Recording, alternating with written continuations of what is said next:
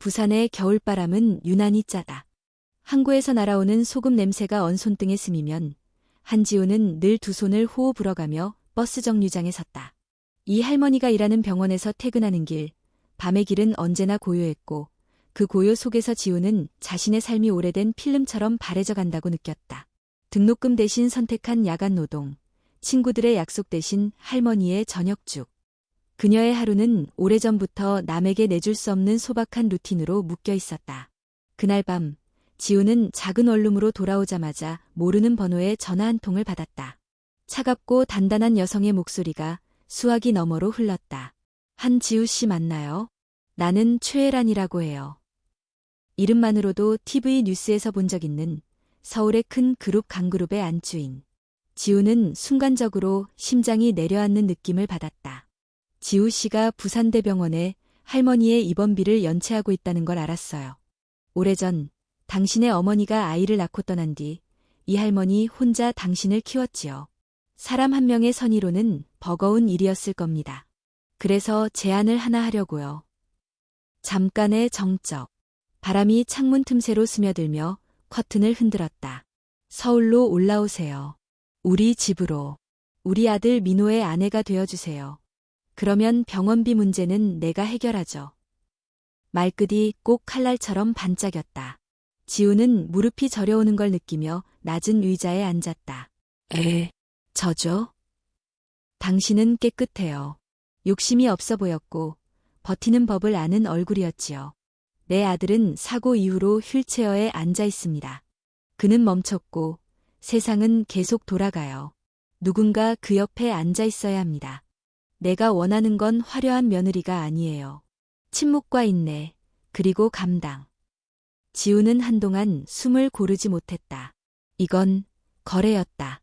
돈과 위치, 그리고 삶의 방향을 바꾸는 대가로 자신의 남은 날들을 내어주는 거래. 전화를 끊고 지우는 몸을 돌려 부엌으로 갔다. 냄비에 물을 올리고 미리 불려둔 쌀을 씻었다. 이 할머니가 밤늦게 돌아오면 따뜻한 죽 한 그릇을 내주어야 했다. 그 움직임 하나하나가 방금 들은 이야기의 무게를 잊게 하는 유일한 방식이었다. 지우야 문이 열리고 작은 몸집의 할머니가 들어왔다. 손등에는 마른 주름이 그물처럼 얽혀 있었고 코끝엔 겨울바람의 흔적이 붉게 번져 있었다. 또 늦었네. 우리 손은 참. 할머니의 말이 끊겼다. 지우의 눈에서 눈물이 뚝 떨어졌기 때문이었다. 할머니는 아무것도 묻지 않았다. 대신 조용히 지우의 머리를 쓰다듬었다. 그 손길은 오래된 양모 담요 같았다. 따뜻하고 약간 까슬거렸다. 서울로 가야 할지도 몰라요, 할머니. 그래. 내가 택한 길이라면 나는 내가 무너지지 않도록 옆에서 기다릴게. 이 할머니는 항상 그랬다. 묻지 않고, 재촉하지 않고, 다만 옆에서 서 있었다. 며칠 뒤, 검은 색 세단이 부산역 앞에 멈췄다.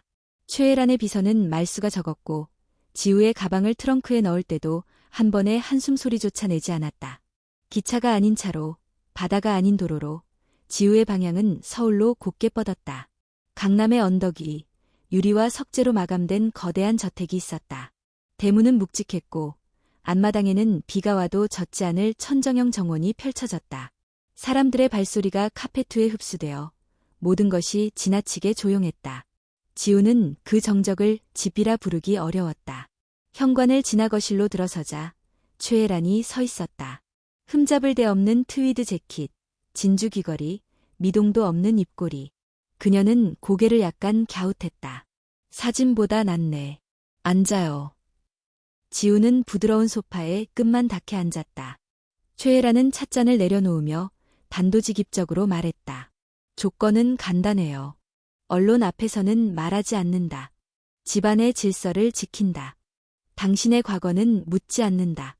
대신 우리 집의 과거에도 관여하지 마라. 그리고 무엇보다 중요한 건 울지 말 것, 내 아들 앞에서 동정하지 말 것. 알겠습니다.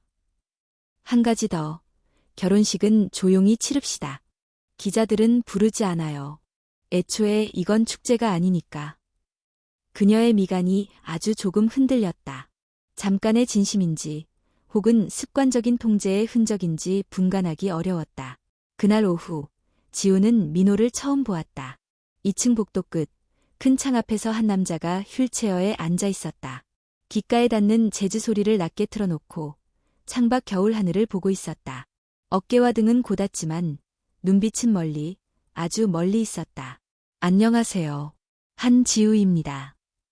민호는 미세하게 고개를 돌렸지만 표정은 바뀌지 않았다. 왔죠. 첫말은 질문이었다. 인사도, 환영도 아니었다. 와 달라고 하셨잖아요. 누군가 옆에 앉아 있어야 한다고. 나는 그렇게 말한 적 없는데요. 목소리는 건조했다. 살아있는 사람의 육성을 지나 가능한 한 건조한 금속의 울림에 가깝게 만든다면 아마 저런 소리일 것이다. 그렇다면 어머니의 말이었겠죠. 민호는 코웃음도 치지 않았다. 대신 창문을 다시 보았다. 여기선 말이요. 다 누군가의 말이에요. 나의 말은 잘 들리지 않죠. 지우는 한 발짝 뒤로 물러서며 고개를 끄덕였다. 그녀는 누군가를 설득하러 온 게 아니었다. 다만 존재를 감당하러 온 것이었다. 그날 밤, 방으로 돌아와 작은 가방에서 낡은 사진 한 장을 꺼냈다. 이 할머니와 어린 자신이 흑백의 카메라 앞에서 서로를 꼭 껴안고 있는 사진. 사진 뒤에는 삐뚤빼뚤한 필체로 지우야, 삶은 버티는 거다 라고 적혀 있었다. 결혼식은 빠르게 치러졌다. 호텔도 대형 웨딩홀도 아니었다. 강그룹의 별관, 작은 예배당에서 가족들만 모였다. 플래시 대신 겨울 햇빛이 스테인드 글라스를 지나 차갑게 내려앉았다. 최애라는 끝자리에서 일어나지 않았다. 강동진 회장은 건조한 축사만 남겼다. 가정은 회사의 첫 번째 파트너십이다. 사랑이란 단어는 그들의 어휘 목록에서 빠져 있었다. 지우는 흰 드레스 위에 야른 쇼를 걸쳤다. 어깨가 떨려서가 아니라 예배당이 너무 추웠다. 민호는 휠체어로 들어왔고 시선은 여전히 바닥과 창 사이 어딘가에 머물러 있었다. 주례사가 끝나고 서류에 사인을 하는 순간 지우는 펜의 무게가 유난히 무겁다고 느꼈다. 잔금과 계약서, 기임란의 획과점, 그녀의 삶은 이제 활자로 묶였다. 저녁, 신혼방이라고 지정된 2층 끝방은 지나치게 넓었다. 창은 높았고 침대는 크고 차가웠다. 지우는 문을 닫고 들어서며 본능적으로 바닥을 둘러보았다. 한쪽에 말없이 놓여 있는 얇은 묘와 베개 하나. 아무도 말하지 않았지만 이 집의 규칙은 이미 준비되어 있었다. 문이 열리고 민호가 들어왔다. 휠체어가 카페트 위에서 소리를 거의 내지 않았다. 그는 침대 쪽으로 더 가까이 가지 않았다. 대신 책장 앞에 멈췄다. 여기서 울지 마요. 그는 창밖을 보며 말했다. 내가 제일 싫어하는 소리는 누군가의 눈물이 자기 존재를 증명하는 소리예요. 울지 않아요. 지우는 대답했다. 저는 버틸 줄 압니다. 그 말은 약속이라기보다 선언에 가까웠다. 자신에게 내리는 명령. 이 할머니가 가르쳐준 삶을 버티는 훈련의 첫 장. 그날 밤 잠은 쉽사리 오지 않았다. 아래층 어딘가에서 시계가 규칙적으로 시간을 쪼개고 있었다. 지우는 바닥의 냉기를 느꼈다. 부산의 원룸 바닥과는 다른 여기에만 있는 냉기였다. 다짐처럼 눈을 감으며 자신에게 다시 속삭였다. 울지 말 것, 동정하지 말 것, 말보다 오래 버틸 것. 다음 날 아침, 지우는 집의 구조를 익혔다. 주방은 요리사들이 맡고 있었고 그녀에게 맡겨진 건 누군가가 원하지 않는, 그러나 반드시 누군가가 해야 하는 일들이었다. 약 시간 맞추기, 차 내리기, 방 온도 조절하기, 침묵을 유지하기. 최애라는 대리석 식탁 끝자리에 앉아 손톱을 가볍게 두드렸다. 규칙은 기억하죠. 기자들과의 접촉 금지, 개인 SNS 사용 금지, 외출은 사전에 허락받을 것, 그리고 그녀는 잠시 멈췄다가 입꼬리를 아주 조금 올렸다. 우리 집안 사람들은 사랑을 이야기하지 않아요. 책임을 이야기하죠. 당신이 해야 할 일은 사랑이 아니고 책임이에요. 지우는 고개를 끄덕였다. 어제와 오늘이, 과거와 미래가 한 줄로 이어지는 소리 없는 순간이었다. 민호는 그날도 2층 창가에 앉아 있었다. 지우가 문을 살짝 열고 다가가자 그는 고개를 돌리지 않았다. 그늘진 얼굴, 길게 뻗은 속눈썹, 손등에 자리 잡은 흰 흉터 하나. 사고와 시간, 침묵과 자존심이 함께 엉켜 만든 풍경. 자, 놓고 갈게요. 지우가 작게 말했다. 그냥 거기 두세요. 그녀는 찻잔을 창턱 옆에 두고 뒤로 한 걸음 물러섰다. 같은 공간에 두 사람이 있지만 서로의 공간을 침범하지 않는 거리. 그 거리를 지키는 것이 이 집에서 그녀가 가장 먼저 배워야 할 예절이었다. 밤이 되자 큰 길의 불빛이 유리창에 반사되어 방 안으로 별처럼 쏟아졌다. 지우는 바닥에 누워 천장을 올려다보았다. 어디선가 아주 멀리 바다의 냄새가 나는 듯했다. 그 냄새가 이 도시로 다시 불어올지 아니면 기억 속에서만 남아있을지 알 수 없었다. 그녀는 눈을 감았다. 내일은 더 조용할 것이다. 혹은 더 시끄러울 것이다. 어느 쪽이든 버티는 법을 아는 사람에겐 다르지 않다. 그리고 자신은 그 사람이 되기로 했다. 이 집의 차가운 공기 속에서 자신의 온도가 사라지지 않도록. 그렇게 결혼의 첫날 밤은 끝났다. 책임으로 묶인 두 사람의 첫날은 사랑에 관한 어떤 말도 없이 지나갔다. 하지만 말이 없다고 해서 가능성이 없는 건 아니다. 침묵과 침묵 사이 아주 얇은 틈 같은 곳에 무언가가 그려지는 소리가 아주 멀리서 들려오는 것 같았다. 비가 내리기 시작한 것은 신혼 첫날 밤이 끝나갈 무렵이었다.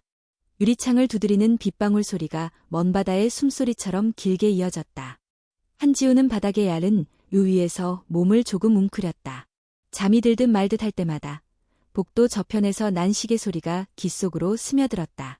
이 집은 넓었고 넓다는 사실은 곧 춥다는 뜻이기도 했다. 새벽녘, 그녀는 조용히 일어나 요를 개었다. 누가 보기 전에 바닥의 온도와 자신의 체온을 꺼도 담아야 했다. 첫 아침, 지우는 주방의 동선을 익히는 것으로 하루를 시작했다. 집사 박 실장이 건넨 A4 서류엔 약속과 금지, 유지와 제어에 관한 문장들이 빼곡했다. 약 시간표, 식단 원칙, 알레르기 목록, 방문객 대응 지침, 집안 언론 규정. 여사님께 커피는 에스프레소 더블, 우유는 저지방. 회장님은 녹차, 80도. 민호님은 아침 공복 약 2알, 물은 온수. 질문 있습니까? 박 실장이 무표정하게 물었다. 지우는 종이를 한 번 더 훑어보고 고개를 저었다. 없습니다. 아침 식탁은 고요했다. 최애란 여사와 강동진 회장이 각자 자리에서 신문을 펼쳐들었다. 지우는 식탁 끝에 서서 물을 따랐다. 서 있어야 했다. 앉아 있으면 참여하고 싶어 보일 테니. 그녀가 소금을 아주 조금 덜어 국간장과 섞을 때 여사는 눈만 살짝 들어 말했다. 젓가락을 내려놓으세요. 그건 주방장이 합니다. 당신의 손은 차를 내리는 데 쓰세요. 덜 드라마틱한 일들이 당신과 어울려요. 말이 친절한 척 균형을 맞추었으나 끝은 늘 칼처럼 마감되었다. 지우는 고개를 숙이고 찻잔을 닦았다. 손이 분주할수록 정신은 괜찮았다. 준비해둔 트레이에 따뜻한 온수, 약, 담백한 죽을 올려 2층 끝방으로 올라갔다. 문을 두드리자 안에서 짧은 대답이 돌아왔다. 열어요. 강민호는 창가에 앉아 있었다. 비 내리는 강남의 전경이 그 뒤로 펼쳐졌다. 지우가 트레이를 놓자 그는 약만 집어들었다. 죽은 필요 없어요. 빈속에 약 드시면 속이 쓰리실 거예요. 한 숟갈만. 필요 없다고 했습니다. 말끝이 굳어졌다. 지금은 누군가 내 앞에서 돌봄을 증명하려 드는 시간이 아니에요. 지우는 젓가락을 접고 한 발 뒤로 물러섰다. 네, 약은 창턱에 두겠습니다. 그녀가 방을 나서려 할 때 그가 덧붙였다. 문은 닫고 가요. 빗소리는 창으로만 충분합니다. 복도에 나오자 창문 틈으로 차가운 공기가 스며들었다. 지우는 계단참에서 잠깐 숨을 골랐다. 핸드폰을 꺼내 이 할머니의 번호를 눌렀다. 3번 울리고 익숙한 목소리가 받았다. 지우야. 할머니. 한마디였지만 울컥함이 목구멍까지 차올랐다. 이 할머니는 아무 말도 재촉하지 않았다. 기다려주는 침묵이 먼저 도달했다. 지우가 짧게 상황을 설명하자 할머니는 담담히 말했다. 고가는 넓으면 넓을수록 춥단다. 사람도 그러해. 넓은 마음이 따뜻한 게 아니라 가까운 마음이 따뜻한 거야. 가까운 건 너부터 해. 너부터 내 마음 가까이에 있어. 네. 울면 울음이 증명하는 건 내가 약하다는 게 아니고 내가 사람이라는 거다. 다만 그 집에서는 내 울음이 내 자리를 좁힐 테니 여기로 보내라. 나한텐 다 보낸다. 전화를 끊고 지우는 어깨를 두드렸다. 몸을 펴고 다시 주방으로 내려갔다. 오전 내내 그녀는 조용히 그릇을 옮기고 수건을 개고 차를 내리며 집의 호흡에 맞췄다. 집은 사람보다 먼저 숨을 쉬었다. 점심 무렵 여사가 부름을 보냈다. 압구정 매장에 다녀와야겠어요. 봉제 상태를 직접 봐야 합니다. 운전기사가 나설 테니 따라오세요. 차 안에서 내내 말이 없었다. 매장 직원들이 허리를 굽혀 인사했을 때 여사는 지우를 스치듯 바라보았다. 안에 서 있어요. 밖에 서 있으면 바깥 공기가 배어듭니다. 우리는 우리 공기를 관리합니다. 돌아오는 길에 비가 더 거세졌다. 승용차가 대문을 들어설 때까지 지우의 손끝은 서늘했다. 여사는 한마디도 하지 않았고 하지 않음으로 통제는 완성되었다. 저녁, 그녀는 다시 2층으로 트레이를 올렸다. 죽 대신 된장국, 온수, 약 문이 열렸고 민호는 여전히 창을 등지고 앉아 있었다. 된장 냄새가 싫어요. 그는 말만 하고 고개를 돌리지 않았다. 네, 내일은 다시 바꿔보겠습니다. 지우는 트레이를 내리고 방의 온도를 한 칸 올렸다. 히터의 바람이 조용히 돌아 나왔다. 방을 나오며 그녀는 자신도 모르게 손등으로 기침을 막았다.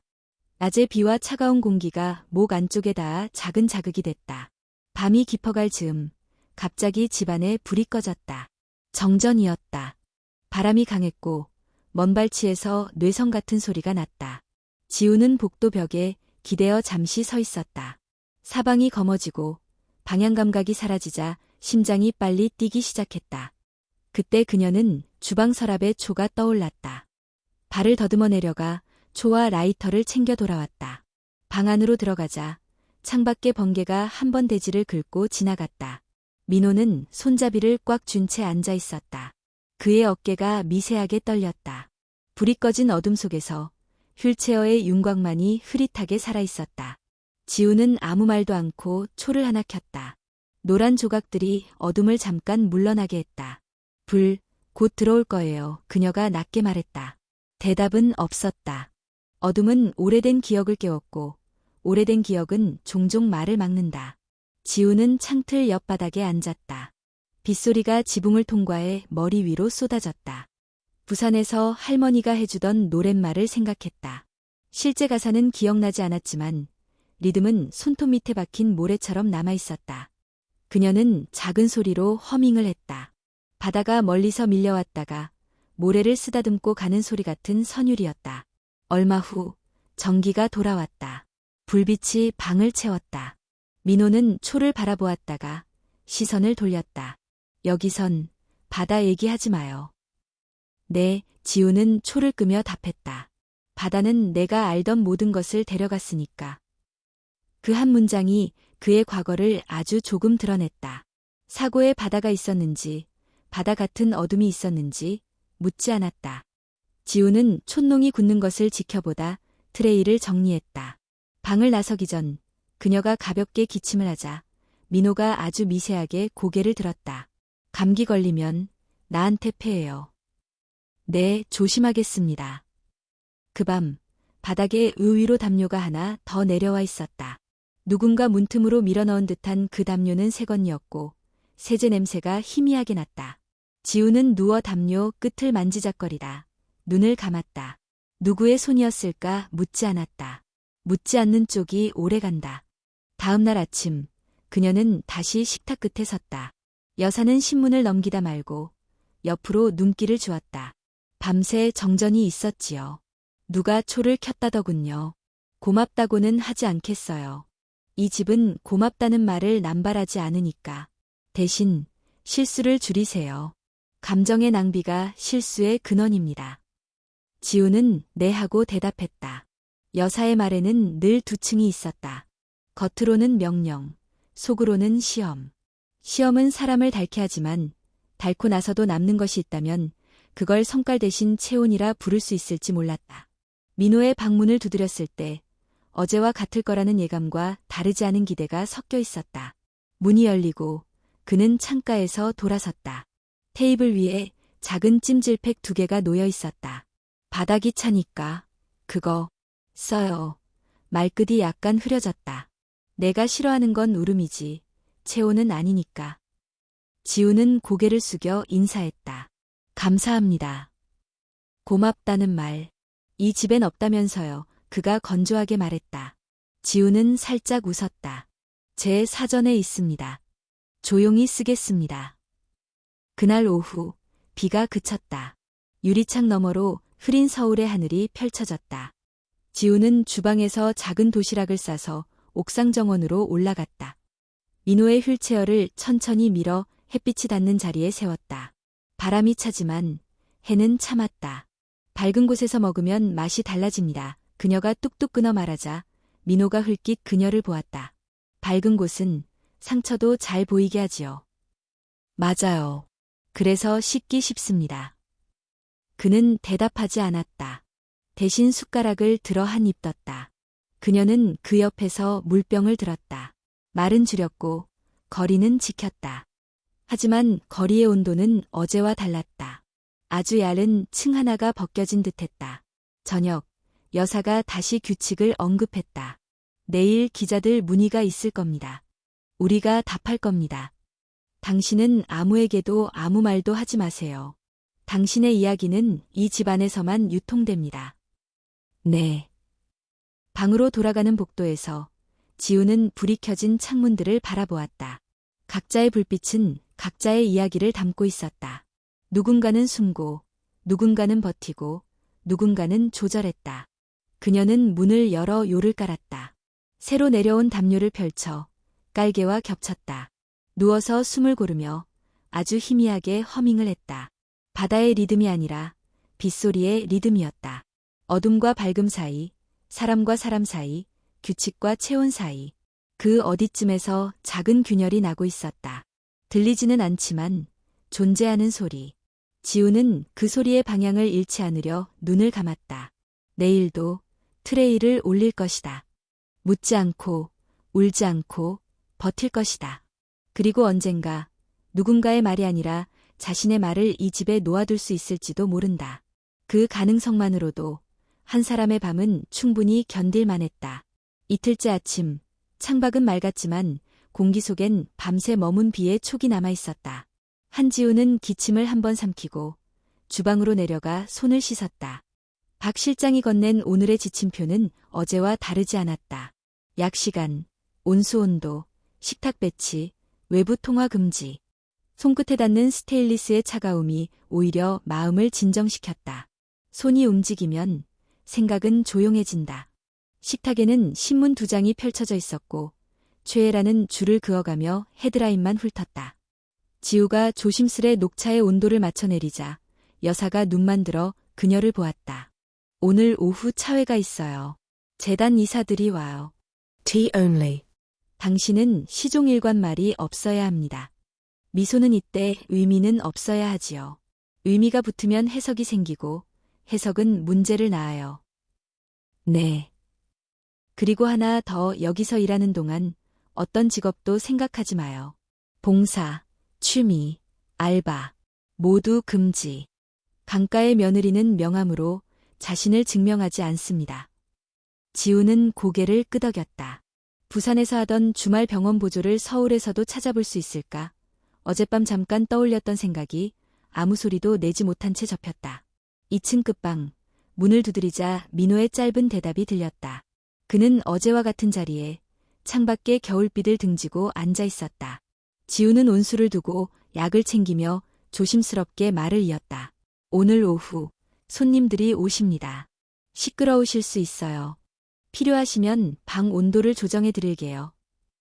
그냥 두세요. 짧은 대답. 그럼에도 지우는 히터의 바람을 아주 미세하게 낮추었다. 건조함이 가슴을 긁고 지나가는 소리를 알고 있었기 때문이다. 방을 나서며 그녀는 마른 기침을 한번 삼켰다. 남의 집에선 자신의 소리도 조심해야 한다. 오후, 차회가 시작되었다. 재단 이름이 박힌 은색 포트와 접시가 대리석 위에 가지런히 놓였다. 모피를 둘러싼 여인들이 들어오며 향수를 흘렸다. 최애라는 가운데 자리에 앉아 손짓만으로 흐름을 통제했다. 지우는 한 걸음 뒤에서 주전자 각도를 조절하며 잔을 돌렸다. 요즘은 며느리도 전문직이어야 한다더군요. 한 여인이 무심한 듯 던졌다. 그 집은 어때요? 들으니 부산에서 올라왔다고. 다른 여인이 고개를 기울이며 속삭였다. 그래도 조용한 게 낫죠. 요란한 것보단. 짧은 웃음이 테이블 위를 스쳐 지나갔다. 지우는 눈을 낮추고 찻잔의 표면에 뜬 얇은 빛만 바라보았다. 의미 없는 미소, 의미 없는 발소리. 여사가 지나가며 거의 들리지 않는 소리로 말했다. 잘하고 있어요. 당신의 공기는 투명해야 합니다. 차회가 끝나고 집안은 다시 조용해졌다. 지우가 트레이를 들고 복도를 지날 때 현관 쪽에서 하이힐 소리가 빠르게 다가왔다. 길고 검은 코트를 걸친 젊은 여자가 들어왔다. 입술은 붉었고 선글라스는 늦은 오후의 실내에서조차 벗겨지지 않았다. 수연 언니, 최애란의 목소리가 반톤 높아졌다. 엄마, 오자마자 회의 3개 캔슬했어. 여기부터 봐야 할 것 같아서. 그녀는 선글라스를 벗고 지우를 위아래로 훑었다. 아, 이분이구나. 지방에서 올라온 분. 박 실장이 긴장한 기색으로 멀찍이 섰고 지우는 트레이를 더 꼭 쥐었다. 한지우입니다. 그녀가 먼저 고개를 숙였다. 그래요. 강수연이에요. 프랑스에서 와서 한국말이 가끔 어색한데 서울말은 잘 알아요. 수연은 가볍게 웃으며 지나쳤다. 엄마, 저녁은 안 해? 오늘은 밖에. 이 집 공기는 무겁다. 안에서 먹자. 내 오빠는 방에 있겠지. 오빠라. 수연이 짧게 혀를 찼다. 그 방 공기는 더 무거울 텐데. 그 말은 공기보다 무겁게 복도에 가라앉았다. 지우는 트레이를 들고 계단을 올라갔다. 2층 끝방문 앞에 서자 손바닥이 미세하게 젖어 있었다. 문을 열면 바뀌는 건 공기뿐, 사람은 아니라고 스스로에게 속삭였다. 오늘은 미역국을 끓여봤습니다. 그녀가 트레이를 내려놓으며 말했다. 염분은 낮추고 다시마 향을 약하게. 민호는 테이블을 보았다가 다시 창으로 시선을 돌렸다. 바다 얘기하지 말라고 했죠. 네, 그래서 바다는 끓이지 않았어요. 그저 미역의 온도만 가져왔습니다. 그는 대답하지 않았다. 하지만 조금 뒤 숟가락이 도자기를 아주 살짝 치는 소리가 한 번 났다. 소리는 길지 않았지만 지우는 그 한 번을 충분히 들었다. 저녁, 식탁에 수연이 앉았다. 그녀는 무심한 듯 포크로 샐러드를 뒤적이며 말했다. 엄마, 퍼블릭 이미지 관리해야 돼. 요즘 커뮤니티 무서워. 재단 사진에 며느리 그림자라도 비치면 난리나. 스타일링부터 교육해야 해. 교육은 내가 합니다. 최애라는 담담했다. 그리고 우리는 이미지를 만들지 않아요. 질서를 지킬 뿐. 수연이 웃었다. 그 말 기자들 앞에서도 해봐. 팬들이 좋아하겠다. 지우는 물잔을 내리다 말고 멈췄다. 그림자라는 단어가 귀에 박혔다. 존재가 아닌 그림자. 그림자도 빛이 있어야 생기는데 이 집에서 그녀가 가진 빛은 누군가의 허락에 달려 있었다. 그날 밤 지우는 옥상 정원으로 올라갔다. 바람이 많이 불었다. 도시의 불빛이 멀리서 반짝였다. 핸드폰 화면의 불빛이 손바닥 위에 얇게 깔렸다. 이 할머니에게 전화를 걸까? 멈췄다. 울음을 보내라고 했던 목소리가 떠올랐지만 오늘은 울음 대신 숨을 고르기로 했다. 숨이 길어지면 밤도 견딜 만해진다. 다음 날 지우는 주방의 허락을 얻어 작은 계란찜을 만들었다. 소금은 최소한, 물은 더 증기로 익힌 부드러움은 환자식처럼 조용했다. 트레이를 들고 방에 들어가자 민호는 오늘은 음악을 끄고 앉아 있었다. 부산 병원에서 배운 방법입니다. 목 넘김이 편합니다. 그는 말없이 숟가락을 들었다. 한 숟갈, 두 숟갈.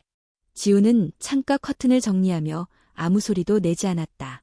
몇 분 뒤 그가 숟가락을 내려놓고 물을 조금 마셨다. 맛있다. 이런 말은 이 집에 없죠. 그가 말했다. 그러니 그냥 괜찮다고 합시다. 네, 괜찮은 것으로. 그가 입꼬리를 아주 미세하게 올렸다. 웃음이라 부를 수 있을지 모호한 표정. 지우는 그 모호함이 좋았다. 단정 지을 수 없을수록 오래간다.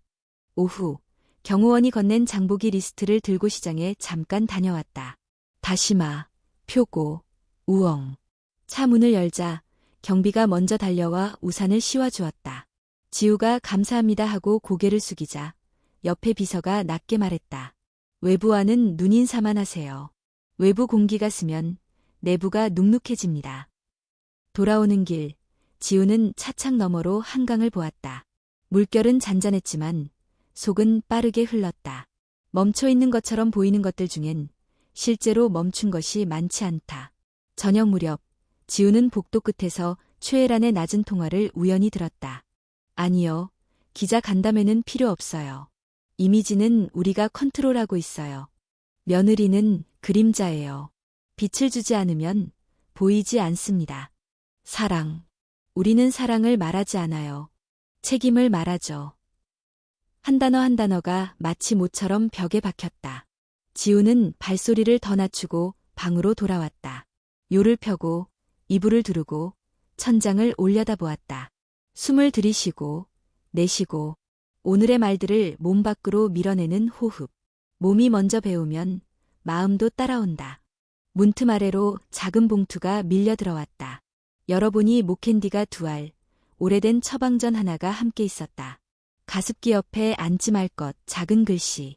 누구의 손인지 쓰다듬지 않아도 알 수 있었다. 지우는 목캔디 하나를 녹이며 스탠드를 끄고 눈을 감았다. 이 집의 규칙은 빛과 그림자를 나누고 사람의 소리를 낮춘다. 그러나 낮아진 소리에도 결은 남는다. 낮은 결이 겹치고 쌓이면 언젠가 누군가의 귀 속에서 음악이 된다. 그녀는 아직 그 음악을 들을 수 없지만 방향은 안다고 믿었다. 트레이를 올리고 말없이 물을 데우고 의미 없는 미소를 지으며 의미를 품을 것. 그 반복 속에서 아주 가느다란 균열이 자라난다.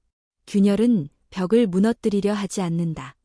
단지 빛이 드나들 틈을 만든다. 그 틈이 넓어지는 날까지 한 사람의 체온은 충분히 오래 버틸 수 있다. 넷째 날 아침, 집안의 공기는 눈에 보이지 않는 먼지처럼 무거웠다.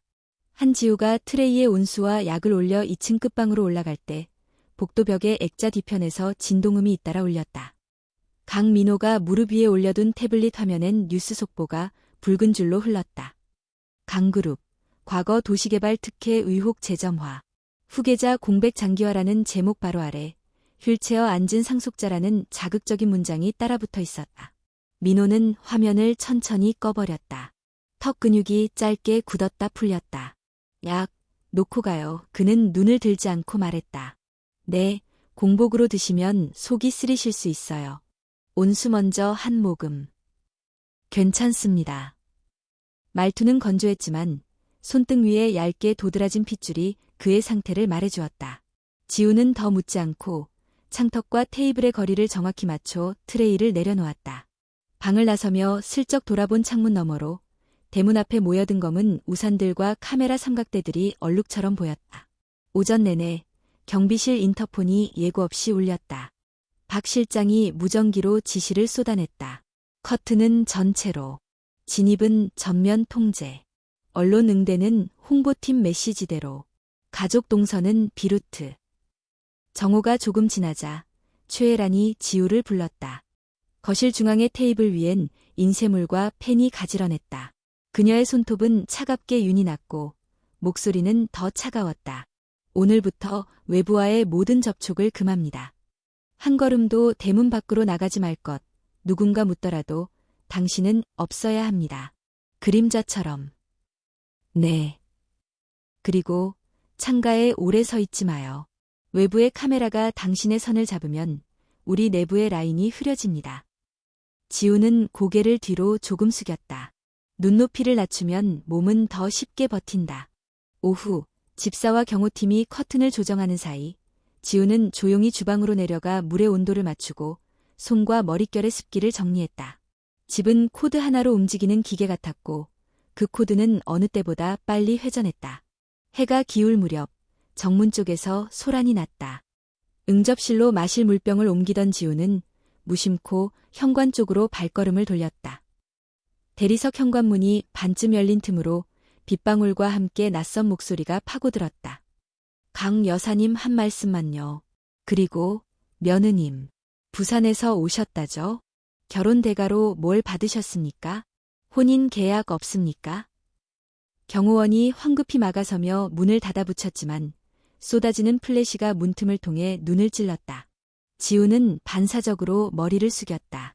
손에 들고 있던 물병의 표면이 미끄러질 뻔했다. 그 순간 2층 복도 끝 창가에 앉아있던 민호의 손이 휠체어 팔걸이를 움켜쥐었다. 플래시와 함께 떠오르는 흰 소음. 도로, 타이어, 물, 뒤집히는 시야. 그는 숨을 길게 들이쉬려 했다. 공기가 목 앞에서 걸렸다. 몇 분 후 문이 닫히고 복도가 다시 조용해졌을 때 최애란이 계단을 내려왔다. 그녀는 현관 근처에 서 있던 지우를 스쳐보며 낮게 말했다. 문가에 서 있지 마라 했죠. 외부의 냄새는 같은 냄새를 부릅니다. 당신이 거기 서 있을 이유가 없어요. 죄송합니다. 물을. 태도가 스며요. 미안함도 과하면 문이 됩니다. 오늘 같은 날은 문을 하나라도 덜 만들어야 해요. 그녀는 곧장 응접실로 들어가 홍보팀과 통화를 이어갔다. 감사합니다라는 말이 지우의 입술 끝에서 접혔다. 말은 더 얇게, 몸은 더 낮게, 발자국은 더 가볍게. 그녀는 조용히 주방 쪽으로 돌아섰다. 저녁, 식탁에 가족들이 마주 앉았다. 강동진 회장은 신문 대신 두꺼운 파일을 펼쳤다. 법무팀이 검토 중이다. 옛 프로젝트 문서를 다시 꺼내야겠어. 기자 간담회는 없다. 문장 하나로 꼬투리를 잡히는 시대다. 최애란이 짧게 고개를 끄덕였다. 정면 대응 대신 문을 닫죠. 내부 정리 먼저. 바깥의 말은 날씨처럼 지나가요. 수연은 샐러드를 툭툭 치며 비죽였다. 날씨는 지나가지만 캡처는 남지. 엄마, 요즘은 날씨도 기록돼. 그녀의 눈길이 지우를 향해 짧게 스쳤다. 그림자는 콘트라스트가 센 사진에서 가장 먼저 보이는 법. 누구도 그 말에 답하지 않았다. 저녁이 끝나자마자 회장은 서재로, 여사는 응접실로, 수연은 방으로 사라졌다. 지우는 테이블에 남은 물잔의 물기를 닦았다. 손등의 피부가 건조한 공기 속에서 얇게 갈라지는 기분이었다. 바람의 결이 바뀌었다. 간간히 클락션 소리, 억지로 밀어붙이는 타이어의 마찰음이 대문 쪽에서 들렸다. 경호팀과 누군가의 언성이 짧게 오갔다. 지우는 주방에서 보온병에 따뜻한 차를 담아 경비실로 가져다 주기 위해 현관 쪽으로 갔다. 대문 앞에서 또렷한 목소리가 튀어나왔다. 부산에서 선물 받고 올라왔다는 말, 사실입니까? 돈입니까? 지분입니까? 경호원이 재빨리 사이를 막아섰다. 라인 뒤로 물러나세요. 문이 닫히고 경비실 안으로 들어가 보온병을 건네는 순간 지우의 어깨 뒤로 고요한 발소리가 다가왔다. 최애란이었다. 그녀는 한참 말없이 지우의 손에 들린 보온병을 내려다보다 담담히 입을 열었다. 선희가 사진이 되는 집이 있어요. 오늘은 그 집입니다. 고마운 마음은 주방에서만 쓰세요. 현관은 늘 기록됩니다. 네. 짧은 대답 뒤에 더 붙일 말이 없었다. 현관의 공기에는 습기와 함께 말의 각이 도는 소리가 섞여 있었다. 지우는 조용히 몸을 돌려 2층으로 올라갔다. 방문을 닫자 밖의 소음이 물속처럼 둔하게 멀어졌다. 바닥요를 펴려는데 어제 내려와 있던 담요 위에 얇은 담요가 하나 더 겹쳐져 있었다. 천을 만지는 손끝이 잠깐 멈췄다. 묻지 않고 덮었다. 불을 끄려는 순간 문이 아주 가볍게 2번 두드려졌다. 오래 서 있으려면 가벼워야 하는 노크였다. 문 열어요. 민호의 목소리였다. 지우는 문을 열었다. 그는 휠체어에서 몸을 조금 앞으로 기울인 채 문턱 너머를 보고 있었다. 방 안의 조명은 낮아져 있었고 그의 눈동자는 어둠에 오래 젖어 있었다. 플래시 소리. 싫어요. 그가 먼저 말했다. 소리라는 게 원래 없는 건데 귀에는 남죠. 오늘은 유난히. 지우는 조심스럽게 고개를 끄덕였다. 저도.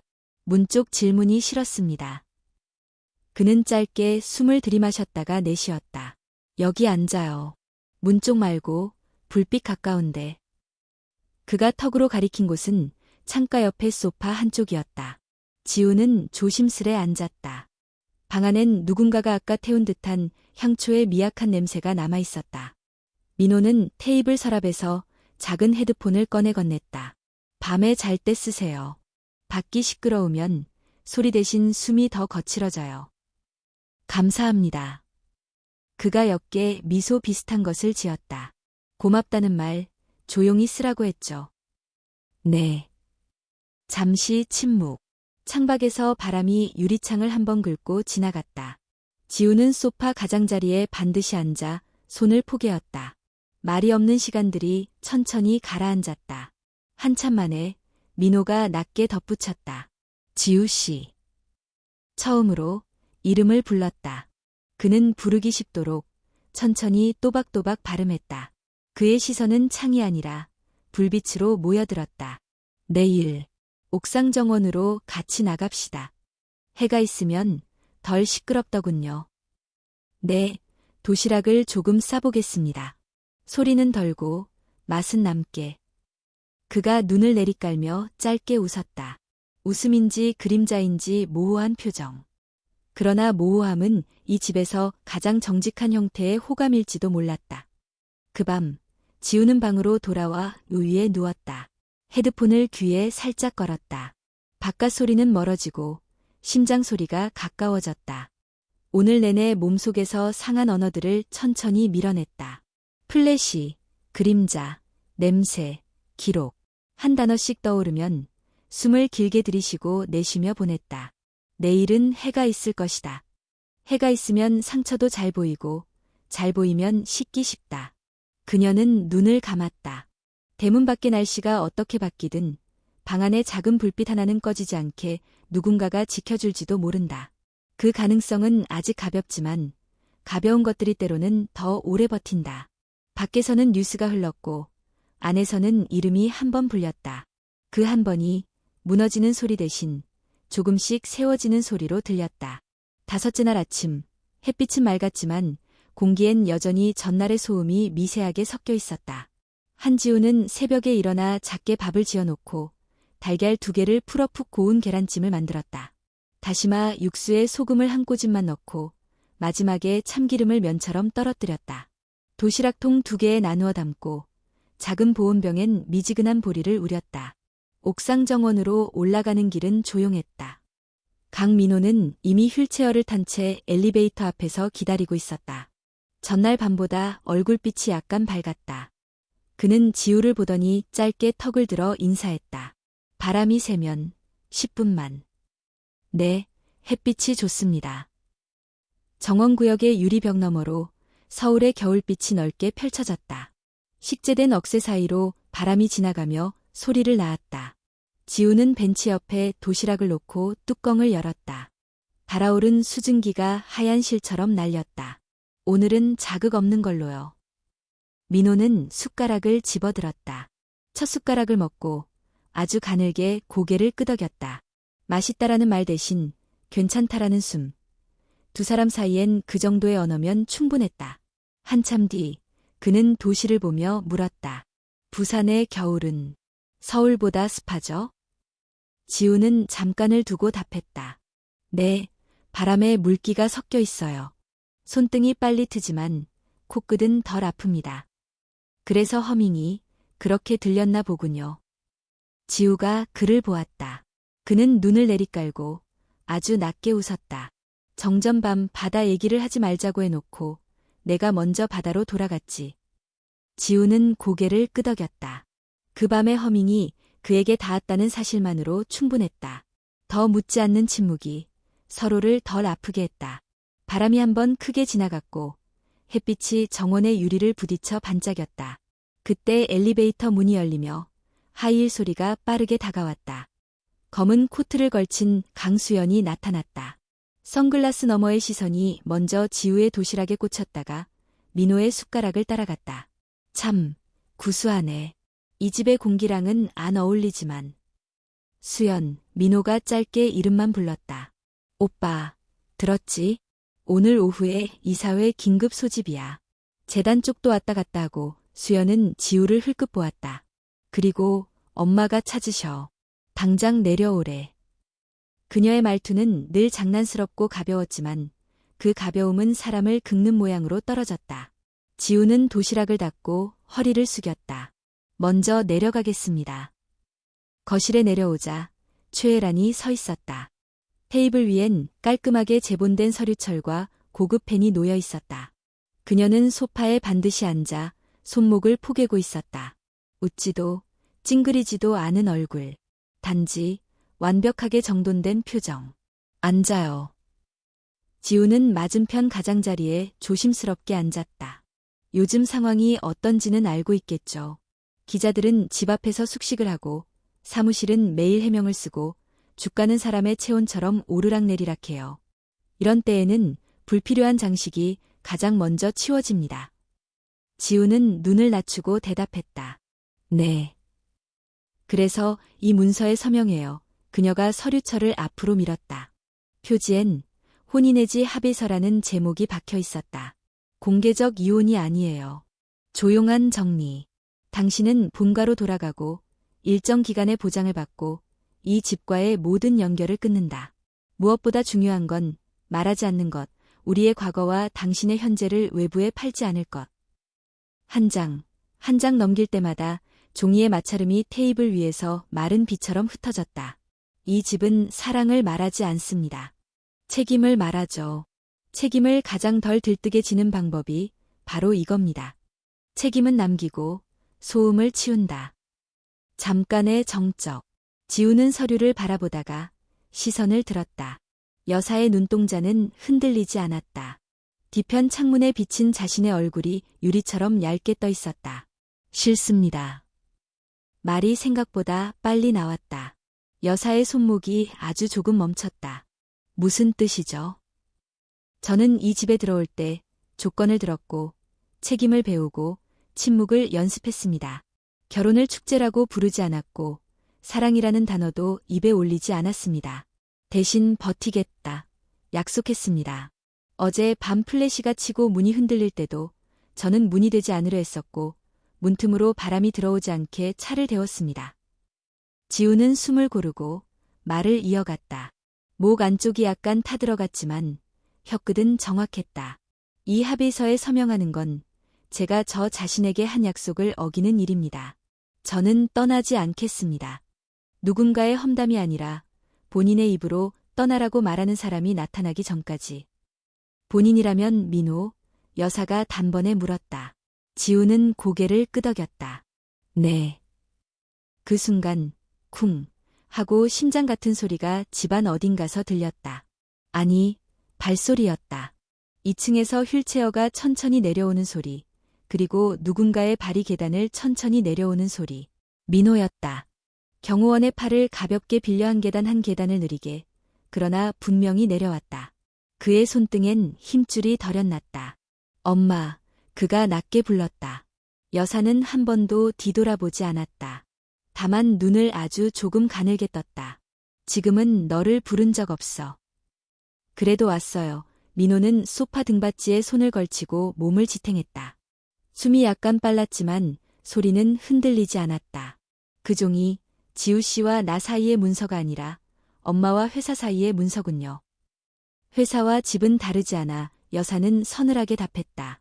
둘 다 질서를 지켜야 하니까. 질서는 사람을 살리기도 하지만 죽이기도 해요. 민호가 여사의 눈을 똑바로 보았다. 나는 지우 씨에게 떠나라고 말하지 않았어요. 단 한 번도.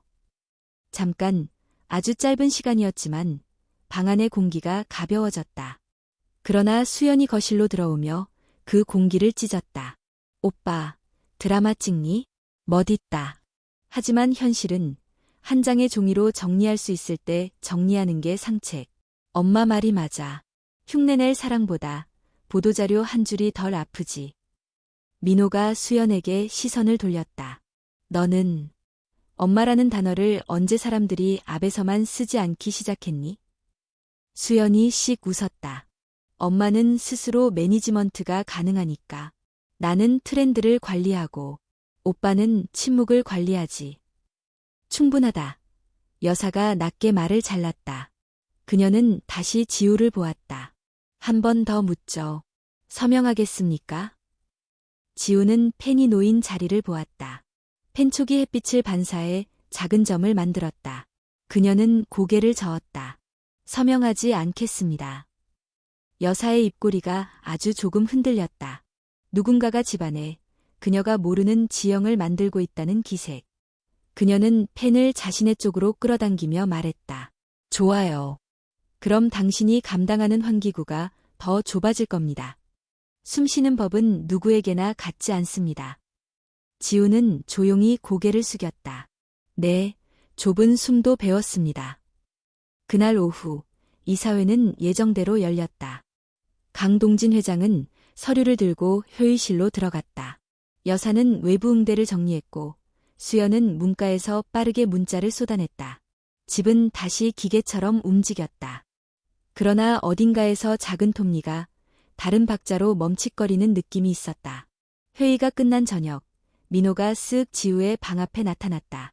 그는 문턱에 기대어 숨을 고르고 있었다. 괜찮아요? 지우가 물었다. 내가 물어봐야죠. 그는 가볍게 웃었다. 서명. 안 해줘서 고마워요. 고맙다는 말은 조용히 쓰죠. 둘은 동시에 웃었다. 그 웃음은 집의 규칙을 어기지 않았다. 소리가 작았으니까.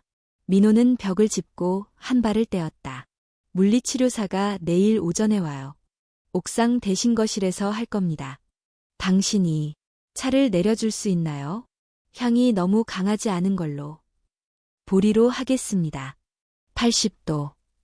그가 고개를 끄덕였다. 좋다. 그날 밤, 지우는 바닥에 위에서 눈을 감으며 손끝으로 담요의 결을 쓸었다. 낮에 마주한 종이의 결과 사람의 피부의 결, 그리고 자신의 목소리의 결을 생각했다. 얇지만 겹치면 두꺼워지는 것들. 책임과 사랑 사이의 좁은 선 위에 오늘은 작은 발자국 하나가 더 생겼다. 서명하지 않은 손가락 끝이 아직 약간 떨렸다. 그러나 그 떨림은 두려움만의 떨림이 아니었다. 복도 끝 어디선가 헤드폰으로 음악이 아주 새어나왔다. 소리가 아니라 리듬에 가까운 것. 지우는 그 리듬을 따라 숨을 맞췄다. 내일도 질문은 올 것이다. 문서도 올 것이다. 그러나 오늘 그녀는 자신의 말을 한 번 놓아두었다.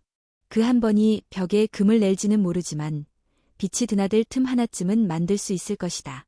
그리고 그 빛은 어쩌면 누군가의 무릎 위 태블릿에 떠있는 지독한 헤드라인보다 오래 남을지도 몰랐다. 여섯째 날 아침, 강민호가 말했던 대로 물리치료사가 도착했다. 한지우는 보리차를 80도로 데워 유리 주전자에 옮기고 향이 새지 않도록 뚜껑을 단단히 닫았다. 거실 한가운데 깔린 매트 위로 치료사가 가방을 내려놓고 기구들을 가지런히 펼쳤다. 탄력밴드, 얇은 보조지지대, 무릎을 받쳐줄 폼블록, 창가 커튼은 반쯤 열려 있었고 겨울빛이 낮게 흘렀다. 민호가 휠체어로 들었다. 상체는 곧았지만 발목 주위엔 아직 굳은 살 같은 긴장이 붙어 있었다. 치료사가 짧게 고개를 숙였다. 오늘은 고관절 가동부터 서기 연습까지 갑니다. 페이스는 환자분 호흡대로. 지우는 보리차를 트레이에 놓고 매트 가장자리에 조용히 섰다. 치료사는 천천히 민호의 발목과 무릎을 풀어주었다. 근육이 한 번씩 덜컹이는 느낌으로 반응할 때마다 민호의 숨이 아주 조금 빨라졌다. 치료사는 손바닥으로 그의 허벅지 바깥선을 지지하며 말했다. 좋습니다. 숨 들이쉬고 내쉬고 무릎 조금 더 펴고 체중을 전방으로. 민호가 휠체어 팔걸이를 놓고 보조 지지대를 잡았다. 팔에 힘이 걸리며 어깨선이 올라갔다가 가라앉았다. 일어서기 직전 그의 눈이 아주 짧게 흔들렸다. 지우는 트레이를 내려놓고 한 걸음 가까이 갔다. 손을 내밀진 않았다. 대신 그의 시선이 닿을 각도에 보리차를 밀어두었다. 입술을 적시면 숨이 덜 걸려요. 민호는 대답하지 않았지만 시선을 짧게 내렸다가 다시 들었다. 치료사가 구령을 낮추었다. 하나, 둘 지지대가 바닥을 눌렀고 민호의 무릎이 떨리면서도 펴졌다. 허리가 천천히 펴지자 세상이 약간 위로 올라갔다. 그는 그 높이에 익숙하지 않았다. 높은 것과 다른 것들이 동시에 밀려왔지만 그의 입술이 굳게 닫힌 채 숨이 길어졌다. 서 있었다. 몇 초, 아니 몇 호흡. 치료사가 침착하게 말했다. 좋습니다. 오늘은 이 정도까지. 민호가 다시 자리에 앉자 지우가 보리차를 건넸다. 잔이 그의 손에 닿는 소리가 작게 났다. 그는 한 모금 머금었다. 목을 타고 내려가는 온도의 흐름이 얼굴선을 아주 조금 누그러뜨렸다. 계단 위에서 누군가가 지켜보고 있었다. 최혜란이었다. 난간에 손끝만 걸치고 표정은 읽히지 않았다. 그녀는 아래로 한 계단을 더 내려왔다. 오전 세션은 30분. 오후엔 마사지만. 무리가 관성으로 바뀌기까지는 시간이 더 필요해. 치료사가 고개를 숙여 동의했다. 수연도 한쪽에서 핸드폰을 만지작거리며 툭 던졌다. 오빠, 멋있네. 콘텐츠로 찍었으면 뷰 나왔을 텐데. 민호는 그쪽을 보지 않았다. 지우는 수연의 말 위로 보리차 잔을 더 깊숙이 밀어두었다. 말보다 물이 더 빨리 닿게. 세션이 끝난 뒤 치료사가 떠나고 집은 다시 고요해졌다. 민호는 창가로 이동했고 지우는 주방으로 내려갔다. 손을 씻고 나오다가 하얀 세제 거품 속에서 자신의 두 번째 손가락이 미세하게 떨고 있다는 걸 뒤늦게 알아차렸다. 긴장이 물속에서 풀리며 올라오는 떨림. 수건으로 닦아내고 그녀는 손을 비볐다. 손이 움직이면 마음이 조용해진다. 점심은 간단하게 준비했다. 밥에 된장 조금, 부드러운 나박김치, 두부를 얇게 썰어 뜨거운 물에 한번 데친 뒤 참기름으로 향만 입힌 것. 트레이를 들고 2층으로 올라가는 동안 그녀는 기침을 한번 삼켰다. 어젯밤의 찬 공기가 목 안쪽에 작은 모래를 남겨둔 듯했다. 문 열어요. 민호의 목소리가 짧게 들렸다. 방 안의 공기는 오전보다 덜 긴장돼 있었다. 지우가 트레이를 내려놓자 민호가 물었다. 아까 몇 초였죠? 12호흡. 지우가 답했다. 호흡은 오래 기억됩니다. 그는 잠깐 웃음인지 모를 표정을 지었다. 호흡으로 기억하면 덜 자극적이군요. 덜 아픕니다. 그가 젓가락을 들었다. 한 젓가락 두부를 들어 올리고 입술에 대었다. 씹는 소리는 거의 없었다. 조용한 음식. 그는 몇 입 먹고 물을 한 모금 더했다. 괜찮아요. 그가 먼저 말했다. 맛있다라는 단어는 여전히 집에 사전에 없었지만 괜찮다에 붙어있는 온도는 오전보다 높았다. 오후엔 눈발이 잠깐 흩날렸다. 거실 커튼이 조금 더 내려갔고 외부의 플래시가 드물게 유리를 긁었다. 지우는 작은 가습기를 방 한쪽에 틀어두었다. 그녀의 기침이 조금 잦아들었다. 해가 기울 무렵 경호팀이 바깥의 취재진 동향을 보고했고 박 실장이 집안 동선을 한 번 더 점검했다. 모든 게 계획대로였지만 계획으로 안도는 생기지 않았다. 저녁 식탁. 강동진 회장은 말이 적었다. 눈을 감았다 뜨는 사이가 길었다. 최애라는 여전히 정확했고 수연은 여전히 가벼웠다. 지우는 물잔을 채우고 젓가락 소리와 접시 소리의 간격을 맞추었다. 규칙을 정돈하는 일은 때로 사람의 심장박동을 정돈해준다. 밤이 깊어갔다. 거실 조명이 하나씩 꺼지고 복도에 작은 등만 남았다. 지우는 요를 펴고 얇은 담요 위로 몸을 누였다. 헤드폰을 귀에 살짝 걸쳤다. 백색 소음이 바깥 소리를 덮어주었다. 졸음이 막 깊어지려는 순간 갑자기 방문이 탁 걸렸다 열렸다. 손잡이가 혼자 흔들린 것이 아니었다. 누군가의 손이 확 잡아당긴 듯했다. 지우 씨 낮게 하지만 급한 목소리. 민호였다. 지우는 벌떡 일어나 문을 열었다. 민호는 휠체어 팔걸이를 쥐고 있었다. 손등의 힘줄이 선명했다. 그의 호흡이 불규칙하게 올라갔다 내려갔다 했다. 유리창을 친 한 번의 플래시가 아직 방 안의 공기 속에서 흰 소리로 떠다니는 듯했다. 꿈을. 그는 말을 끊었다. 그 말 뒤에 문장을 끝내지 못하고 대신 머리를 아주 조금 숙였다. 싫어요. 그때 사운드, 물, 금속, 쏟아지는 감각, 방이 너무 가볍고 너무 밝고. 지우는 말을 아꼈다. 허밍을 떠올리다가 바다 이야기는 하지 말자던 그의 말이 같이 떠올랐다.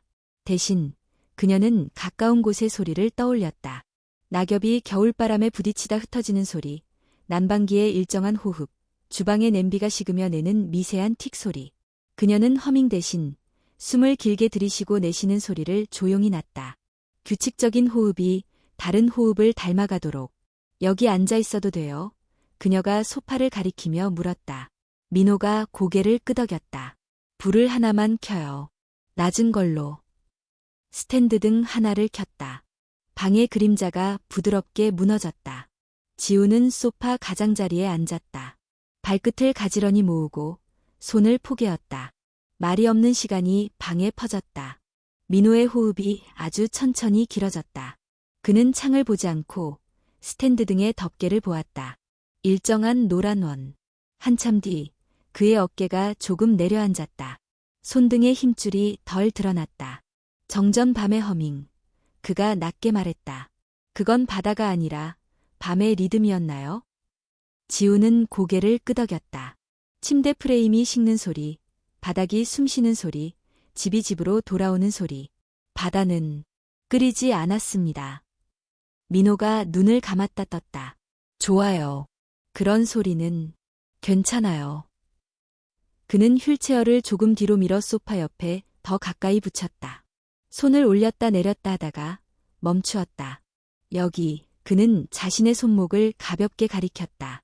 맥, 들리나요? 지우는 잠깐 망설였다. 그 손목 위에 손끝을 올렸다.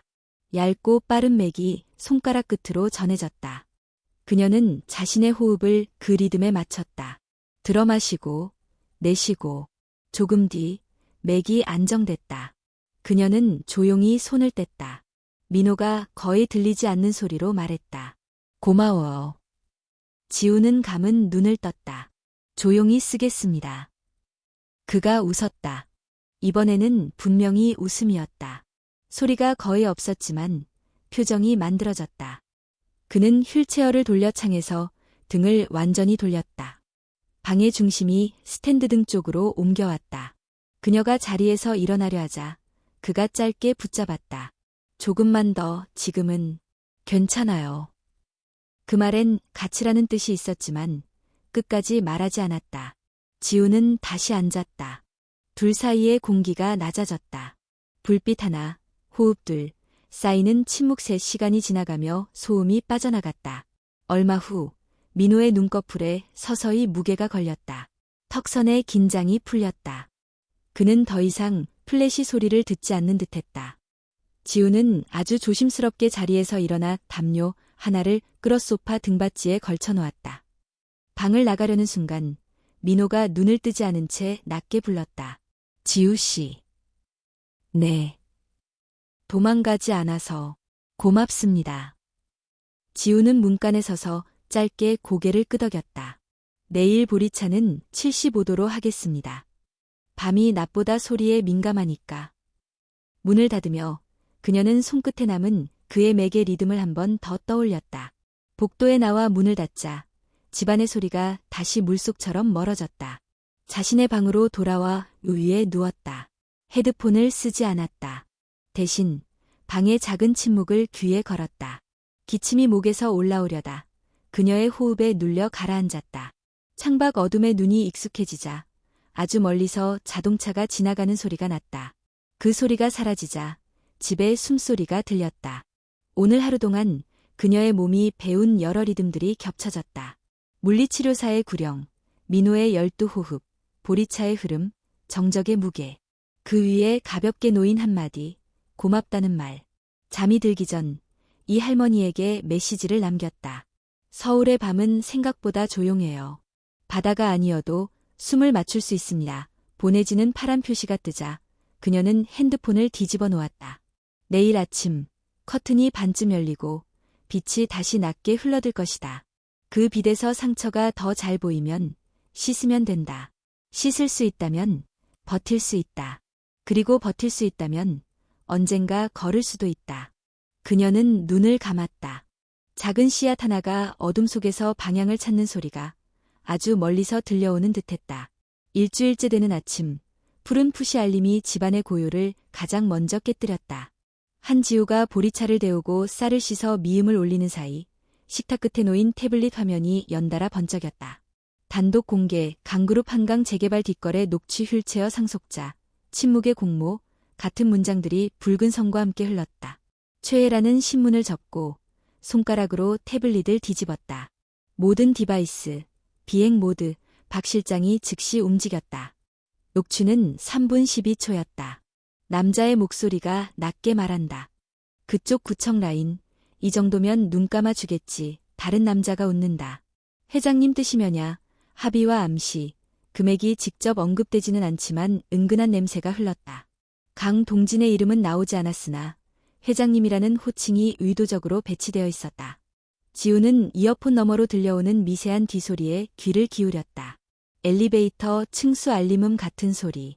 서울의 대형 빌딩에서 흔한 사운드이지만 그 톤은 낯익었다. 어딘가에서 들어본 적이 있다. 그녀는 곧장 메모를 남겼다. 딩, F샵음, 유리벽 잔향 길다. 정문 밖에는 이미 우산과 삼각대가 그늘처럼 깔렸다. 홍보팀의 대본은 차갑게 준비되어 있었지만 차가움으로 소문은 식지 않는다. 민호의 방문을 두드리자 안에서 짧은 대답이 돌아왔다. 그의 태블릿에도 같은 헤드라인이 떠 있었을 것이다. 그는 창을 등지고 앉아 손등에 힘줄을 펴고 접었다. 약 두세요. 내 온수를 먼저. 괜찮습니다. 말은 짧았지만 숨은 얕았다. 지우는 컵을 그의 손 닿는 거리에 맞춰두고 발소리를 낮춰 물러났다. 방을 나서는 순간 그의 목이 아주 미세하게 떨리는 것을 그녀는 보았다. 같은 시각 강남의 한 옥상바 오프 더 레코드로만 입을 여는 기자와 콘텐츠 브로커들이 자주 모이는 곳. 강수연은 선글라스를 벗고 고개를 약간 젖혔다. 마주 앉은 남자는 커피를 저었다. 소스의 출처는 보호해드립니다. 서버는 싱가포르, 도메인은 페이퍼 컴퍼니. 추적하긴 쉽지 않겠죠. 다만 돈은 한국을 빠져나가야 합니다. 수연은 얇은 미소를 지으며 USB를 내밀었다. 내가 원하는 건 단순해요. 썩은 살을 드러내고 잘라내는 과정. 회사가 변해야 하고 이름이 다시 서야죠. 누군가의 불완전한 연민 아래에서 숨쉬는 건 끝.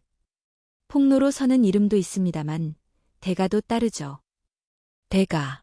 네, 나도 지불할게요. 남자는 고개를 끄덕였다. 하나만 묻지요. 가족, 괜찮겠습니까? 우리는 늘 브랜드였어요. 이번엔 내가 브랜드를 지킨다고 생각해요. 남자는 웃었다. 브랜드는 사랑이 아닙니다. 사랑, 그 단어를 집에서 마지막으로 들은 게 언제인지 기억도 안 나요. 수연의 눈동자는 유리컵의 물결을 가볍게 문질렀다. 그러니 당신이 걱정할 필요는 없어요. 집에서는 비상회의가 소집되었다. 강동진은 서류철을 들고 서재로 들어갔다. 문장은 내 입에서 나간다. 윤리위원회, 법무팀, 내부감사 동시에 최애라는 핸드폰을 붙잡은 채 홍보의 문장을 더 얇게 다듬었다. 입장문은 내일 오전 9시. 그 전까지 가족은 공개 석상 금지. 지우는 복도에서 물을 데우고 수건을 개고 숨을 고르는 사이사이 창밖의 카메라 셔터 소리를 백색 소음처럼 덮었다. 낮게 허밍하면 바깥 소리가 멀어진다. 민호의 방 앞을 지나가려던 그녀에게 문이 먼저 열렸다. 그는 휠체어 손잡이를 준 채 눈을 내리깔았다. 호흡. 배워둔 걸로 버텨야겠습니다. 지우는 고개를 끄덕였다. 12호흡. 오늘은 열례로. 그가 아주 짧게 웃었다. 주가도 그리 올라주면 좋겠네요. 오후, 홍보팀에서 내부 메모 하나가 도착했다. 유포 원점, 해외 노드, 싱가포르, 국내 중개, 소형 미디어 스튜디오 법인 등록, 라온 스튜디오 대표, 강수연 박 실장의 얼굴이 처음으로 흰빛을 띄었다. 여사님. 최애라는 손끝을 천천히 포개었다. 확실합니까? 서류상은 그렇습니다.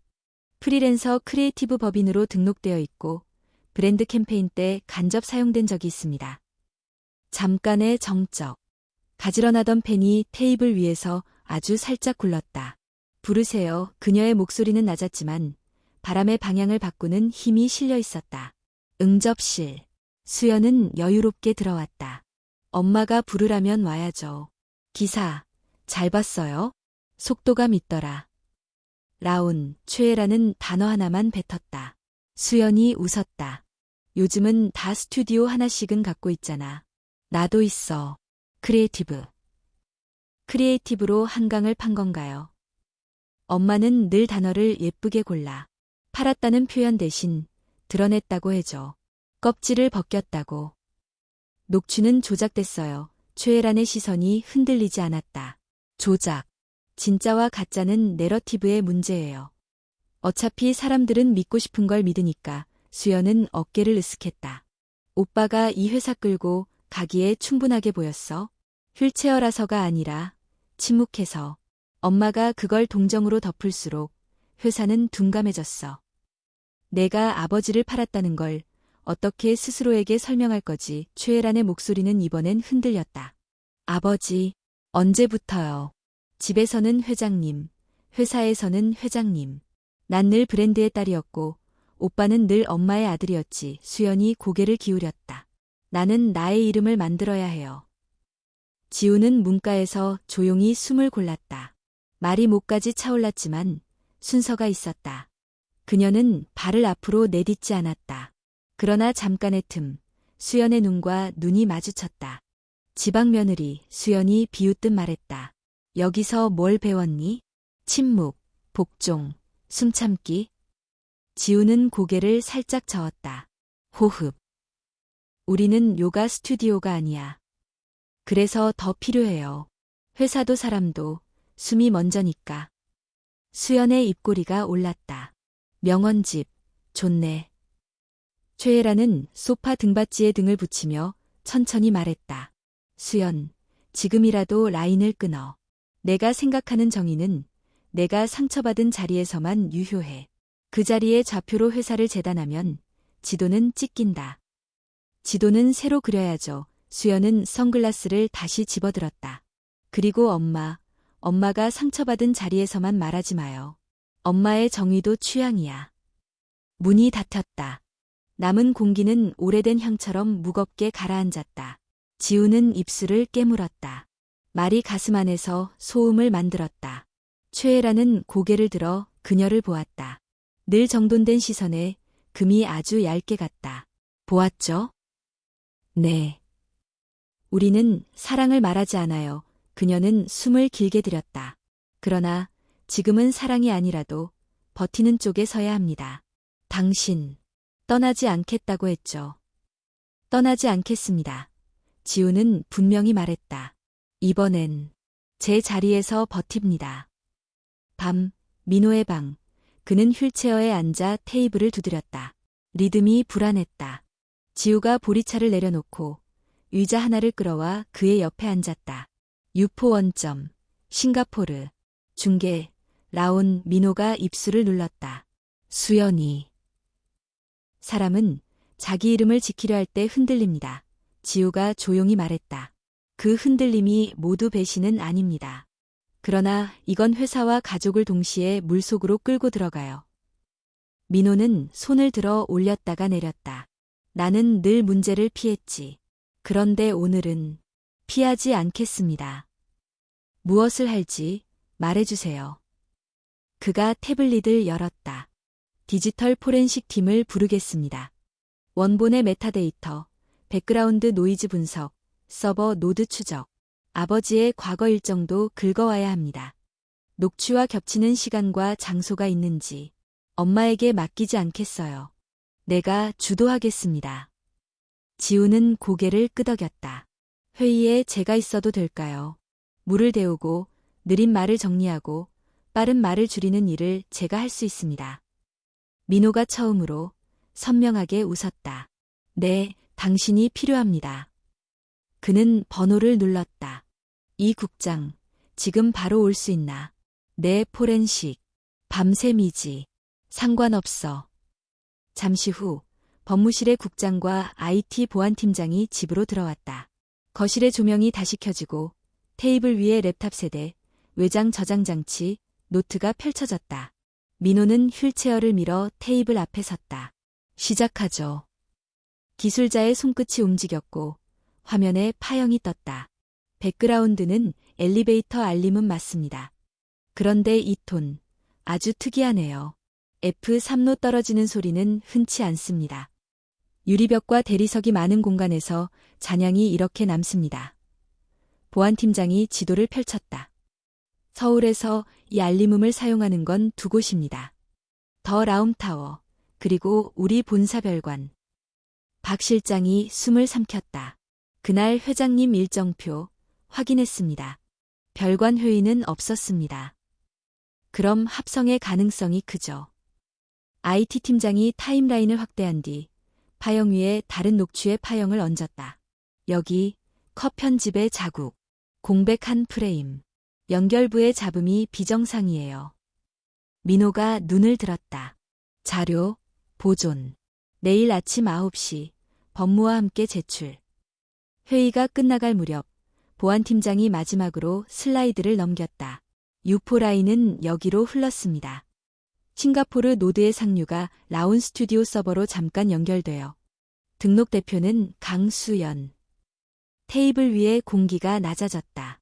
민호는 숨을 길게 들이쉬고 내쉬었다. 내일 수연을 직접 만나겠습니다. 그 전까지 어머니께는 말하지 마세요. 모두가 고개를 끄덕였다. 인원들이 빠져나가고 거실에 불이 하나 둘 꺼졌다. 남은 건 노트 위에 적힌 몇 개의 단어. F샵 유리 잔향 컷 편집 라온. 지우는 보리차를 새로 데워 민호에게 건넸다. 오늘은 연례 호흡이었어요. 민호가 잔을 들고 그녀를 보았다. 내일은 16으로. 네. 방으로 돌아가며 지우는 이 할머니에게 문자를 짧게 보냈다. 할머니, 오늘 이 집에 바람이 셉니다. 그런데 우리 숨은 맞춰지고 있어요. 보내고 나서 그녀는 핸드폰을 끄고 귀에 집안의 조용한 소음을 걸었다. 어둠 속에서 아주 멀리서 딩하는 엘리베이터의 음이 더 이상 위협이 아니라 단서처럼 들려왔다. 내일 그 소리가 길을 가리킬 것이다. 그리고 누군가는 그 길 위에서 도망치지 않기로 이미 마음을 정했다. 이튿날 새벽, 집은 여전히 낮게 숨을 쉬었다. 한지우는 보리차를 데우며 프린터에서 뽑혀나온 문서들을 정리했다. F샵 엘리베이터 알림음, 잔향 분석, 컷 편집 프레임 검출, 싱가포르 노드 라우팅 로그 같은 제목의 표지가 흰 탁자 위에 나란히 놓였다. 강민호는 휠체어에 앉아 펜으로 표시를 덧댔다. 박 실장이 가져온 오래된 종이 상자 2개가 그의 발치에 쌓였다. 2018.06 한강 뉴타운 추진 TF 윤리준칙 개정안 임원 청렴 서약서. 종이에서는 오래된 잉크 냄새가 났다. 민호가 회의록 가장자리를 가리켰다. 여기 아버지 필체예요. 공공임대 비율 30% 고수, 로비 불가. 이런 메모가 남아있어요. 그는 다른 페이지를 넘겼다. 민간 제한 수용 시 주민 의견 청취 전제라는 붉은 줄, 녹취에 나온 눈 감아 준다는 말과 이 문서가 다릅니다. 이건 우리가 바깥에 내밀 수 있는 과거예요. 지우가 고개를 끄덕였다. 거짓을 덮겠다는 말이 아니라 잘린 조각을 이어붙이자는 말이죠. 그래요. 민호는 숨을 고르고 서랍에서 분홍색 포스트잇을 끄집어냈다. 아침 10시, 강수연, 정호, 보안팀 최종 보고, 오후 3시, 입장문 초안. 그는 조용히 알람을 맞췄다. 그들이 준비를 마칠 즈음 최애란이 문간에 섰다. 그녀의 얼굴은 전과 다름없이 정돈되어 있었지만 눈빛에 잔물을 끼운 듯한 흔적이 얹어 있었다. 지하 문서고, 열쇠. 그녀가 작은 키를 건넸다. 오래된 계약서와 일정표. 내가 다 기억하진 못해요. 당신들이 더 빨리 찾을 거예요. 지우가 두 손으로 키를 받았다. 찾아서 필요한 것만 꺼내겠습니다. 필요를 정의하세요. 혜란이 짧게 덧붙였다. 사랑은 말하지 않지만 책임은 방향을 택해야 하니까. 아침 10시, 강수연의 스튜디오. 유리벽과 메탈 프레임이 만드는 반사음이 공기 속을 잔잔히 흔들었다. 마네킹 12개가 검은 천을 뒤집어 쓴 채 벽을 보고 서 있었다. 수연은 커피를 들고 서 있었다. 오빠, 드디어 움직이네. 민호는 트레이를 올려다보지 않았다. 지우가 그 옆에서 얇은 파일을 꺼내 테이블에 올렸다. 표지에는 파형 이미지가 인쇄되어 있었다. 녹취, 편집됐어. 민호가 차분히 말했다. 엘리베이터 알림음 F4. 그 잔향은 2곳뿐. 더라움, 그리고 우리 별관. 그날 아버지 일정엔 별관이 없었고 회의실 CCTV에도 아버지 그림자는 없었어.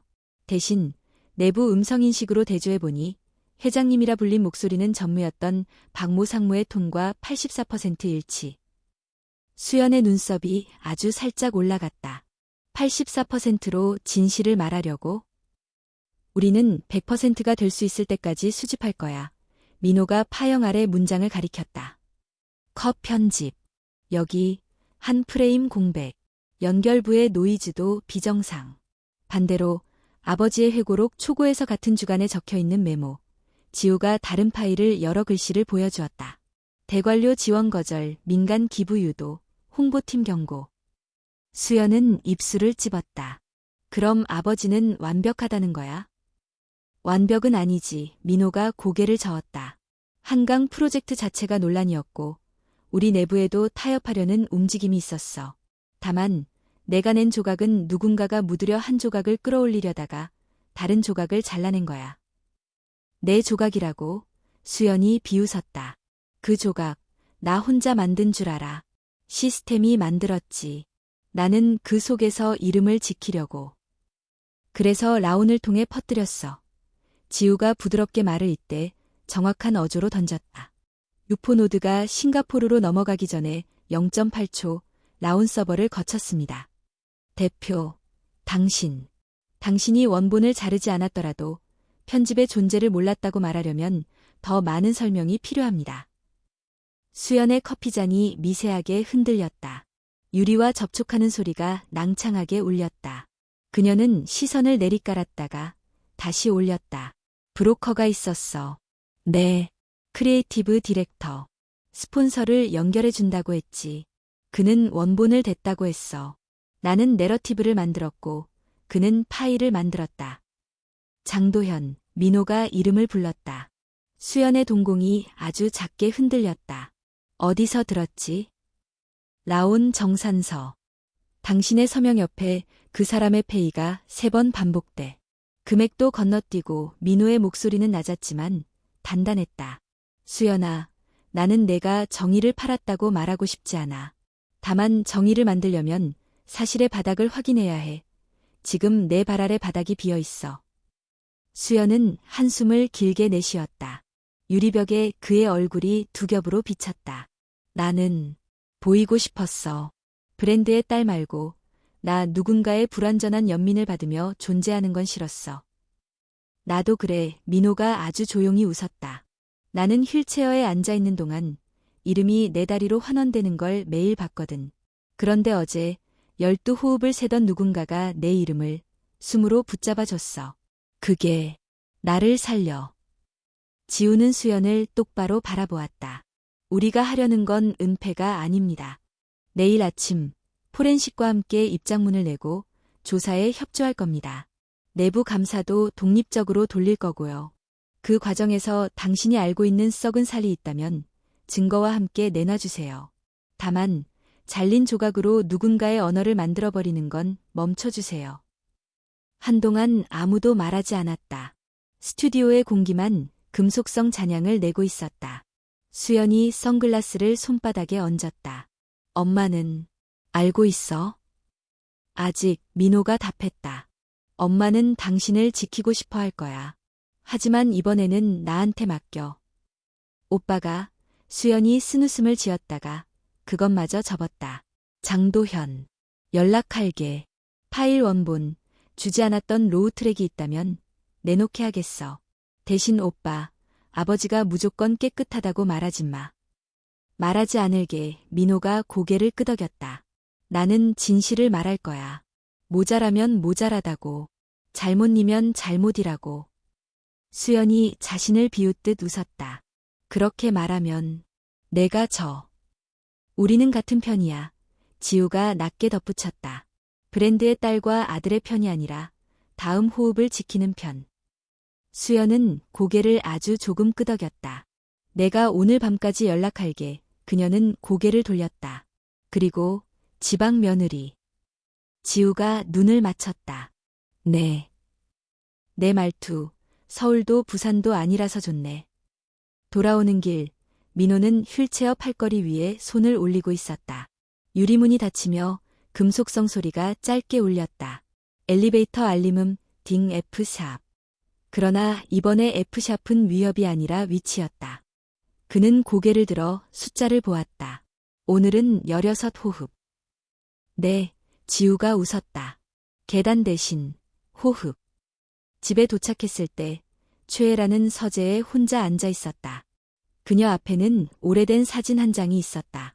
젊은 날의 동진과 자신, 강변의 공사 현장에서 안전모를 쓰고 웃고 있는 사진. 그녀는 지우를 보더니 사진을 뒤집었다. 수연을 만났습니까? 네. 무슨 말을 하던가요? 자신의 이름을 지키고 싶다고. 그리고 브로커의 그림자가 있다고. 헤라는 눈을 감았다 뜨면서 고개를 아주 조금 끄덕였다.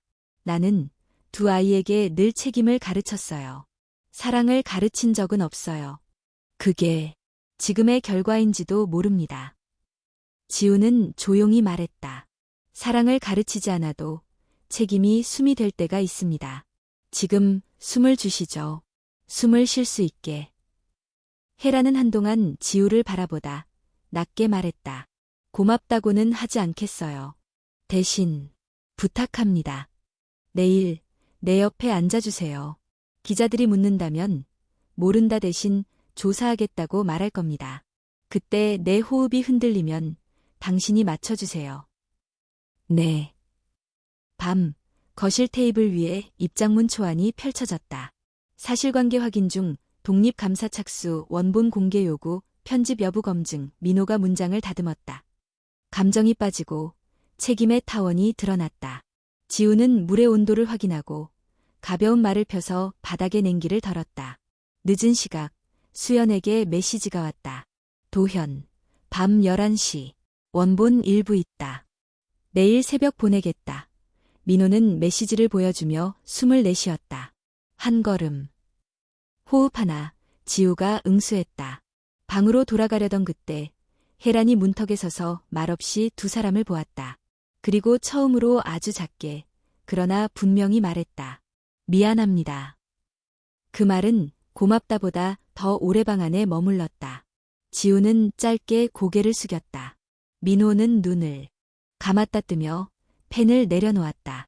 어둠이 내려앉은 집에서 모두의 호흡이 같은 길이를 갖는 듯했다. 내일 플래시가 다시 터질 것이다. 하지만 그 빛은 더 이상 모두를 눈멀게 하지는 못할 것이다. 그 빛 사이 사실의 문장과 호흡의 리듬이 이미 줄을 맞추기 시작했으니까. 아침 7시, 집은 분주했지만 소리는 낮았다. 한지우는 프린터에서 나온 최신 보고서를 투명 파일에 꽂았다. 로우 트래켓이 검증 완료, 음성지문 대조 91% 일치, 박모 상모, 타임코드 불일치, 메타데이터 2019.0이 덮어쓰기 흔적, 밤새 강수연이 보냈다는 원본 일부는 IT팀의 손을 거쳐 숫자와 파형으로 정돈됐다. 강민호는 휠체어 앞 책상에 포스트잇을 다시 붙였다. 9시 입장문 검찰 제출, 11시 장도연 미팅, 더 라움, 13시 30분 부침 면담. 8시 50분, 응접실을 가니 브리핑룸으로 바꾼 공간에 카메라가 줄을 섰다. 창문엔 매트 블랙 커튼이 내려졌고 멀티탭 위 빨간 불이 연달아 켜졌다. 최애라는 검은 재킷을 여미며 의자에 앉았다. 지우는 그녀의 오른편 의자에 조용히 자리했다. 마이크 테스트 소리와 기자들의 낮은 잡담이 공기를 채웠다. 시작하겠습니다. 혜란의 첫 문장은 일정한 톤으로 떨어졌다. 강그룹은 전날 보도된 녹취에 대해 사실관계를 확인 중이며 오늘 오전 9시 자료 포렌식 결과와 원본 자료 일부를 수사기관에 제출합니다. 편집 여부와 음성 위변조 가능성에 대한 검증을 외부 전문가와 함께 진행하며 내부 감사는 독립적으로 착수했습니다. 혐의가 확인되는 임직원에 대해서는 지위 고하를 막론하고 조치하겠습니다. 기자가 손을 들었다. 회장님 직접 관련 여부는요? 회장님이라는 호칭이 녹취에 나옵니다. 헤라는 준비한 문장을 한 글자도 흐트러뜨리지 않았다. 호칭은 진실의 유일한 증거가 아닙니다. 확인되는 사실을 말씀드리겠습니다. 타임라인과 메타데이터 분석 결과 해당 시점 회장 개인의 회의는 없었습니다. 다른 기자가 목소리를 끌어올렸다. 며느님, 부산에서 오셨죠? 결혼이 이번 방어를 위한 이미지 전략의 일환이라는 말이 있는데. 순간 방 안의 공기가 얇게 흔들렸다. 혜란의 시선이 지우 쪽으로 흘렀다가 다시 기자를 정면으로 꿰뚫었다. 우리 집은 며느리를 전략으로 부르지 않습니다. 그녀는 처음으로 문장을 바꾸었다. 그는 나와 함께 앉아 호흡을 맞추는 사람입니다. 오늘도 제 호흡을 맞춰줄 겁니다. 질문은 사건으로 한정하십시오. 지우는 숨을 길게 들이쉬고 내쉬었다. 물잔을 혜란 쪽으로 밀어주었다. 혜란의 손이 잔을 감쌌다. 손끝이 아주 미세하게 떨렸다가 안정됐다. 브리핑은 12분 만에 끝났다. 마지막 문장은 짧았다. 사랑은 여기서 말하지 않습니다. 그러나 책임은 끝까지 말하겠습니다. 9시 10분, 법무팀이 봉인봉투를 들고 나갔다. 포렌식 보고서와 원본 해시갑, 로그 캡처가 들어있었다. 경호팀장이 통신을 정리하는 사이 민호가 지우를 보았다. 고맙습니다. 조용히 쓰겠습니다. 11시, 더 라움타워. 로비의 대리석과 유리벽이 만들어내는 잔향은 맑고 차가웠다. 딩 엘리베이터 알림음이 떨어졌다. FDS. 지우는 그 소리에 무의식적으로 호흡을 맞췄다. 민호, 지우, 법무팀장이 엘리베이터에 올랐다. 37층 문이 열리자 작은 라운지와 회의실 2개가 보였다. 장도연은 검은 목폴라 차림으로 서 있었다. 눈매가 길고 얇았다. 생각보다 빨리 왔군요. 그는 얇은 미소를 흘렸다. 파일은 여기, 테이블 위에 외장하드 하나가 놓였다. 원본이죠. 하지만 조건이 있습니다. 민호가 고개를 들었다. 조건. 회사와 나의 관계는 없었던 것으로. 내 이름은 어디에도 오르지 않게. 그리고 크리에이티브 디렉터로서의 내 계약금은 마저 지급해주세요. 여기 라운지, 엘리베이터 알림음 좋죠? 화영이 잘 나옵니다. 장도연은 일부러처럼 로비 쪽을 가리켰다. 딩 F 샵이 또렷했다. 지우가 잔향 시간을 머릿속에서 재는 사이 법무팀장이 조곤조곤 말했다. 원본 제공은 협조가 아니라 수사협조 요청에 대한 준수입니다. 조건을 걸 위치가 아닙니다. 장도연이 어깨를 으쓱했다. 협조가 아니면 이 원본, 우릴 떠나 또 다른 싱크홀로 들어가겠죠. 세상은 이야기 만든 사람에게 상을 줍니다. 이야기 아닌 사실의 자리로 돌아오세요. 민호가 휠체어를 테이블 가까이 밀었다. 우리는 회피하지 않겠습니다. 당신도 회피하지 마세요. 계좌 추적, 통신 기록 이미 시작했습니다. 박모 상무에게 받은 돈, 라온을 거쳐 당신에게 흘러들어간 기록들도. 장도현의 눈이 잠깐 흔들렸다. 그는 웃음을 유지했으나 입꼬리 아래 근육이 뻣뻣해졌다. 박 상무, 내가 그 사람과 무슨. 이날, 이 시간, 지우가 조용히 파일을 내밀었다. 라온 정산서. 그리고 여기에 당신의 사인이 있습니다. 순간 문이 열리는 소리가 났다. 계속하세요. 최혜란이었다. 그녀가 들어와 의자에 앉았다. 눈빛엔 피곤이 번져 있었지만 목소리는 또렷했다. 조건이 있다면 그건 이겁니다. 당신은 여기서 모든 걸 말한다. 대신 우리는 당신을 은닉하지 않는다. 어디에도 숨겨주지 않는다. 법대로. 장도연은 혀끝으로 입술을 적셨다. 강 여사님, 냉정하십니다. 오래 냉정했습니다. 혜란이 눈을 가늘게 떴다. 이제는 차갑지 않게 정확하려고 합니다. 시간이 조금 더 흘렀다. 장도현은 외장하드를 밀어주고 노트북을 열었다. 로우 트랙, 노이즈 캔슬 전에 수집된 버전입니다. 컷 편집 흔적은 여기. 그리고 이 파형 밑에 저주파, 엘리베이터 알림음, 본사 별관, 박상무가 예약한 룸톤. 법무팀장이 고개를 끄덕였다. 감사합니다. 그는 감사라는 단어를 망설이지 않고 썼다. 회사 변호인 신분으로 녹취합니다.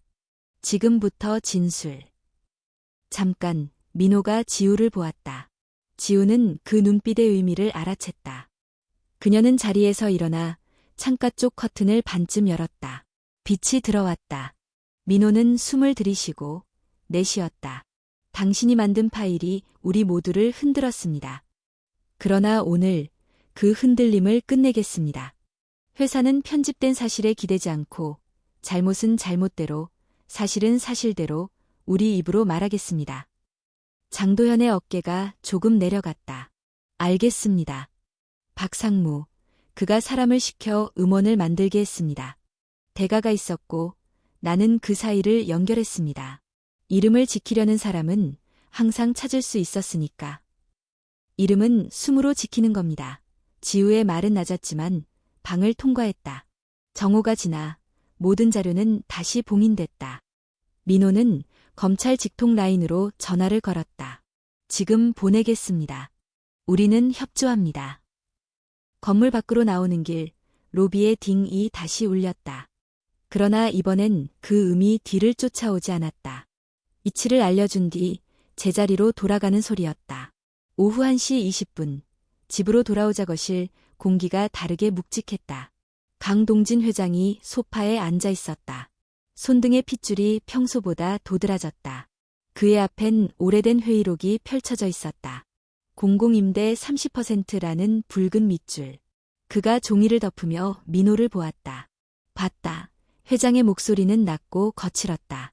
내가 앞장섰구나. 민호는 고개를 숙였다. 아버지, 녹취는 편집됐습니다. 하지만 그 안에 우리가 돌아봐야 할 구조가 있는 건 사실입니다. 내부 감사, 제가 직접 주도하겠습니다. 동진의 눈빛이 흔들렸다. 너한테 이런 짐을 지우고 싶지 않았는데. 짐이 아니라 제 자리입니다. 민호는 숨을 고르고 말을 이었다. 그리고 제가 혼자 지는 것도 아닙니다. 그때 회장의 몸이 앞으로 기우뚱했다. 손이 테이블 모서리를 더듬었다. 지우가 재빨리 물을 가져와 옆에 무릎을 꿇었다. 회장님, 숨을 천천히. 그녀가 그의 손등 위에 자신의 손을 올렸다. 맥이 불규칙했다. 들숨, 날숨, 그녀는 혜란을 향해 눈짓했다. 119. 혜란이 즉시 전화기를 들었다. 수연이 계단을 뛰어내려왔다. 아빠. 몇 분이 1시간 같았다. 구급대가 도착했고 심전도 패드가 붙었다. 부정맥. 응급처치 후 병원으로 이송. 구급대원이 말했다. 안정을 취하시면 됩니다. 가족분, 한 분만 동행 가능. 민호가 손을 들었다. 휠체어가 구급차 쪽으로 방향을 바꾸려는 순간 지우가 그의 팔걸이에 손을 얹었다. 16호흡. 지금부터 시작. 민호는 고개를 끄덕였다. 하나, 둘. 병원 복도. 흰색 벽과 회색 바닥, 희미한 소독약 냄새. 민호는 구급차에서 내려 의료진과 함께 이동했고 검사실 문 앞에 멈췄다. 당신은 여기 있어요. 그가 뒤를 돌아 지우를 보았다. 숨 맞춰주세요. 멀리서라도. 지우는 그의 눈을 똑바로 보며 고개를 끄덕였다. 여기 있습니다. 검사가 끝나고 회장은 안정을 취했다. 의사가 나와 말했다. 큰 고비는 넘겼습니다. 스트레스로 인한 부정맥. 며칠 안정하면 괜찮을 겁니다.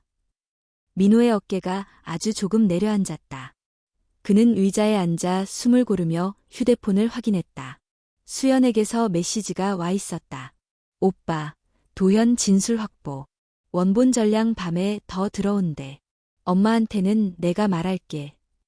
민호는 짧게 답을 보냈다. 고맙다. 그리고 한 문장을 더. 우리는 같은 편. 저녁 무렵 집으로 돌아오는 길, 차창 너머로 한강이 보였다.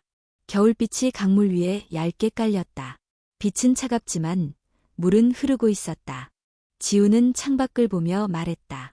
오늘 브리핑 때 여사님이 절 그림자가 아니라 사람이라고 말했어요. 민호가 미소를 지었다. 엄마도 숨을 배우고 있는 겁니다. 집에 도착하자 혜란이 현관에서 기다리고 있었다. 그녀의 눈 밑엔 얇은 그림자가 지어져 있었지만 그 위로 작은 빛이 떠 있었다. 아버지는 어떠니? 안정됐습니다. 민호가 답했다. 내일 아침 입원실로 가겠습니다. 그리고 내일 오후 이사회 소집하세요. 박상무 직무정직원. 혜란이 고개를 끄덕였다. 내가 할게. 수연이 뒤에서 말했다. 그리고 엄마, 라온 회사 날개, 사과문 내가 직접 쓰고 내겠다. 혜란은 두 아이를 번갈아 보았다. 우리는 사랑을 말하지 않았지. 그녀가 숨을 들이쉬고 내쉬었다. 그렇지만 오늘은 미안하다고 말할게. 아이들에게. 지우는 그 장면을 조용히 바라보았다. 말보다 오래가는 그림. 그녀는 소리내어 기침을 했다가 민호의 눈짓을 보고 고개를 끄덕였다. 보리차 75도. 밤 모두가 흩어진 뒤 지우는 방에서 요를 펴고 스탠드 등을 켰다. 헤드폰을 귀에 걸지 않았다. 대신 집의 소리를 들었다. 벽의 숨, 바닥의 틱, 먼 곳에서 아주 낮게 울리는 자동차 소리. 핸드폰이 진동했다. 지우야, 뉴스 봤다. 숨 쉬어라. 넌 잘하고 있다. 이 할머니의 메시지였다. 지우는 답을 보냈다. 여긴 지금 모두가 숨을 배우고 있어요. 내일 조금 더 길게. 스탠드를 끄기 전 그녀는 창밖의 어둠을 한 번 더 보았다. 더 이상 무섭지 않았다. 어둠 속에서 방향을 가리키는 작은 딩. 그 소리는 오늘 그녀와 그들의 길을 밝혀주었다. 내일 그 길 위에서 누군가는 걷기 시작할 것이다. 아주 조금이라도, 아주 천천히라도. 숨이 길어졌으니까. 다음 날 아침 8시, 집안의 공기는 긴장감 대신 결심으로 묵직했다. 한지우는 프린터에서 나온 최종 보고서를 분류했다. 원본 전량 해시갑 일치, 편집 구간 타임코드 검증, 박모 상무라 온 장도연 거래 흐름, 자잘한 숫자와 파형들이 더 이상 위협이 아니라 길잡이처럼 보였다. 강민호는 휠체어 옆에 워커를 세워두고 포스트잇을 갈아붙였다. 10시 이사회, 13시 병원, 17시 내부감사 킥오프. 그의 숨은 조용했지만 길었다. 10시 정각, 이사회실에 문이 닫혔다. 최혜란이 의장석에 앉았고 민호는 그녀의 오른편에 자리했다. 지우는 바깥에서 물과 자료를 준비하며 흐름을 맞췄다. 회의는 길지 않았다. 사실관계 보고가 끝나자 혜란이 망설임 없이 안건을 상정했다. 박모 상무 직무정지, 사내 징계위원회 회부, 라온과의 모든 거래 관계 즉시 해지, 외부 독립감사위원 선임 승인. 사회이사가 손을 들었다. 가족분 입장도 중요합니다. 향후 경영 원칙을 어디에 둘지. 민호가 마이크를 당겨왔다. 사람과 규정, 둘 중 하나를 선택하지 않겠습니다. 규정은 사람을 보호하기 위해 존재한다고 선언하겠습니다. 사랑이라는 단어를 경영 문서에 적진 않겠지만 숨이 막히는 조직도 만들지 않겠습니다. 몇 초의 정적 뒤에 동의가 연달아 붙었다. 문장이 통과됐다. 회의가 끝나갈 즈음 문자가 동시에 울렸다. 강수연의 공개 사과문이었다. 라온 스튜디오 해산. 편집된 녹취 유포 과정의 책임을 통감. 법과 회사의 조사에 성실히 임하겠다. 브랜드보다 사람을 먼저 두지 못한 죄 어리석음을 사과한다. 짧고 또렷했다. 혜란이 그 문장을 한번 끝까지 읽고 휴대폰을 뒤집었다. 아이에게 고맙다 하지 않겠습니다. 그녀가 낮게 말했다. 대신 책임을 배웠다고 기록하겠습니다. 정오 무렵 검찰로 원본 전량이 추가 제출되었다. 보도는 바뀌었다. 편집 정황 뚜렷, 내부감사 착수, 라온 해산 같은 문장들이 헤드라인을 덮었다. 그러나 집은 조용히 다음 순서를 밟았다. 오후 1시, 민호와 지우, 혜란이 병원으로 향했다.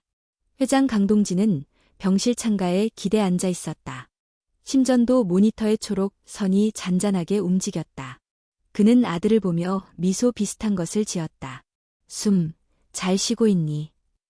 민호가 고개를 끄덕였다. 16에서 오늘은 18부로. 좋다. 동진이 눈을 내리깔았다 올렸다. 내가 앞장섰구나. 나는 올해 책임을 규정으로만 배웠다. 너는 숨으로 배우는구나. 혜란이 침대 곁으로 다가갔다. 여보, 우리는 사랑을 말하지 않고 여기까지 왔어요. 그 덕에 잃은 것도 있고 얻은 것도 있어요. 오늘은 미안하다고 말할게요. 동진은 부드럽게 웃었다. 늦지 않았다. 그는 시선을 지우로 옮겼다. 지우 씨, 고맙다는 말은 이 집에서 아껴 쓰는 줄 아오. 그래도 한 번만. 고맙소. 내 숨이 어제 흔들릴 때 당신 숨이 길이를 만들어 주었소. 지우는 고개를 숙였다. 조용히 쓰겠습니다. 병실을 나와 복도를 걷는 동안 민호는 워커를 한 손으로 잡아 끌었다. 지우가 걸음을 멈추었다. 여기 빛이 부드럽습니다. 민호가 숨을 들이쉬고 내쉬었다. 워커의 체중을 싣고 두 팔로 균형을 잡았다. 오른발이 아주 짧게 앞으로 나갔다. 왼발이 뒤따랐다. 한 걸음, 두 걸음. 그의 이마에 땀이 맺혔지만 눈은 흔들리지 않았다. 세 걸음째에서 그는 멈췄다. 숨이 조금 거칠어졌다가 길어졌다. 걸었습니다. 지우가 아주 조용히 말했다. 걸었네요. 민호가 웃었다. 숨이 길어지면 발이 따라오는군요. 해질녘, 세 사람은 집으로 돌아왔다. 현관의 공기는 아침과 달랐다. 누군가 창문을 조금 더 열어둔 듯 새 공기가 얇게 섞여 있었다. 저녁, 식탁 위에는 과함 없는 반찬들이 올랐다. 혜란이 젓가락을 들었다 내려놓고 지우를 보았다. 앉아요. 오늘은 서 있지 말고. 지우는 잠깐 멈췄다가 의자에 앉았다. 수연이 맞은편에 앉아 있었다. 어색한 침묵이 흘렀지만 굳이 메우려 하지 않았다. 혜란이 물잔을 들어 한 모금 마셨다. 나는 올해 그림자를 관리했습니다. 그림자는 빛이 있어야 존재하는데 나는 빛을 아꼈지요. 오늘은 빛을 나누겠습니다. 규칙은 남길 거예요. 그러나 규칙보다 먼저 사람을 두겠습니다. 나 먼저 연습하겠습니다. 지우 씨, 내 옆에 앉아 숨을 맞춰주세요. 지우는 고개를 끄덕였다. 네. 수연이 입술을 깨물다 웃었다. 엄마, 말 잘하네. 요즘 스타일. 내 덕도 크지. 혜란이 담담히 받아쳤다. 내가 지도에 구멍을 내주지 않았다면 우리는 지도를 새로 그릴 생각도 못했을 거야. 잠깐의 정적 뒤에 모두가 젓가락을 들었다. 밥과 국의 김이 얇게 올랐다. 별다른 이야기는 없었지만 나눠지는 기척은 분명했다. 화면을 덮어둔 태블릿이 식탁 구석에서 조용히 빛을 잃어갔다. 저녁을 마친 뒤 민호와 지우는 옥상 정원으로 올라갔다. 겨울바람은 차가웠지만 하늘 밑의 공간은 넓었다. 억새가 바람결에 눕고 일어나기를 반복했다. 도시에 불빛이 퍼졌다. 민호가 워커를 잡았다. 지우는 반 발짝 옆에 섰다. 손을 내밀지 않았고 대신 그의 시선과 같은 높이에 섰다. 18호흡 민호가 스스로 말했다. 그 다음 두 걸음. 그는 숨을 들이쉬고 내쉬었다. 한 걸음, 두 걸음. 세 번째 걸음을 시도하려다 멈췄다. 숨을 다시 맞췄다. 바람이 그의 땀을 식혔다. 그는 웃었다. 내일은 세 걸음. 네, 지우가 응수했다. 모든 건 호흡으로 기억됩니다. 그들은 벤치에 앉아 도시의 불빛을 바라보았다. 침묵이 익숙해지는 시간이었다. 한참 뒤 민호가 입을 열었다. 정전 밤의 허밍, 오늘은 들리나요? 지우가 눈을 감았다 뜨며 답했다. 오늘은 바람의 리듬이 더 큽니다. 집이 집으로 돌아오는 소리도 들립니다. 그리고 당신 발소리. 민호가 고개를 끄덕였다. 좋네요. 밤, 집은 서서히 불을 줄였다. 거실에 남은 작은 스탠드 한 개가 따뜻한 원을 만들었다. 헤라는 서재에서 오래된 사진을 다시 꺼내 테이블 위에 놓았다. 젊은 날의 자신과 동진, 공사장의 흙먼지, 그리고 미완의 강변. 그녀는 사진을 조심히 봉투에 넣어 서랍 깊숙이 밀어 넣었다. 그 위에 얇은 공책 하나를 얹었다. 표지에는 단 한 줄. 사람을 먼저. 지우는 방에서 요를 펴고 담요를 당겼다. 헤드폰을 귀에 걸지 않았다. 오늘은 집의 숨이 충분히 잔잔했다. 핸드폰이 진동했다. 이 할머니였다. 사진 봤다. 잘했다. 숨 쉬는 게 제일 큰 일이다. 지우는 답장을 보냈다. 여긴 모두가 숨을 배우고 있어요. 내일 세 걸음 도전. 그녀는 불을 끄기 전 스탠드의 금속을 한번 쓰다듬었다. 어둠이 방 안에 고르게 깔렸다. 멀리서 아주 희미한 소리, 엘리베이터의 딩 위 건물 어딘가에서 울렸다. 그 소리는 더 이상 위협도, 단서도 아니었다. 단지 위치였다. 지금 내가 어디에 있는지 알려주는 작은 빛. 눈을 감으며 지우는 속으로 세었다. 하나, 둘, 셋. 숨이 길어졌다. 길어진 숨이 몸을 데우고 마음을 눕혔다. 내일 플래시가 다시 켜질 수도 있다. 질문이 또 올 수도 있다. 그러나 이 집은 배웠다.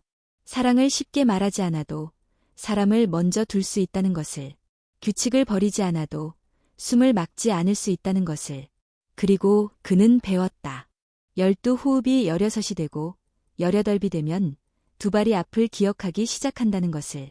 아주 천천히라도, 똑바로라도, 흔들리더라도 걷게 된다는 것을.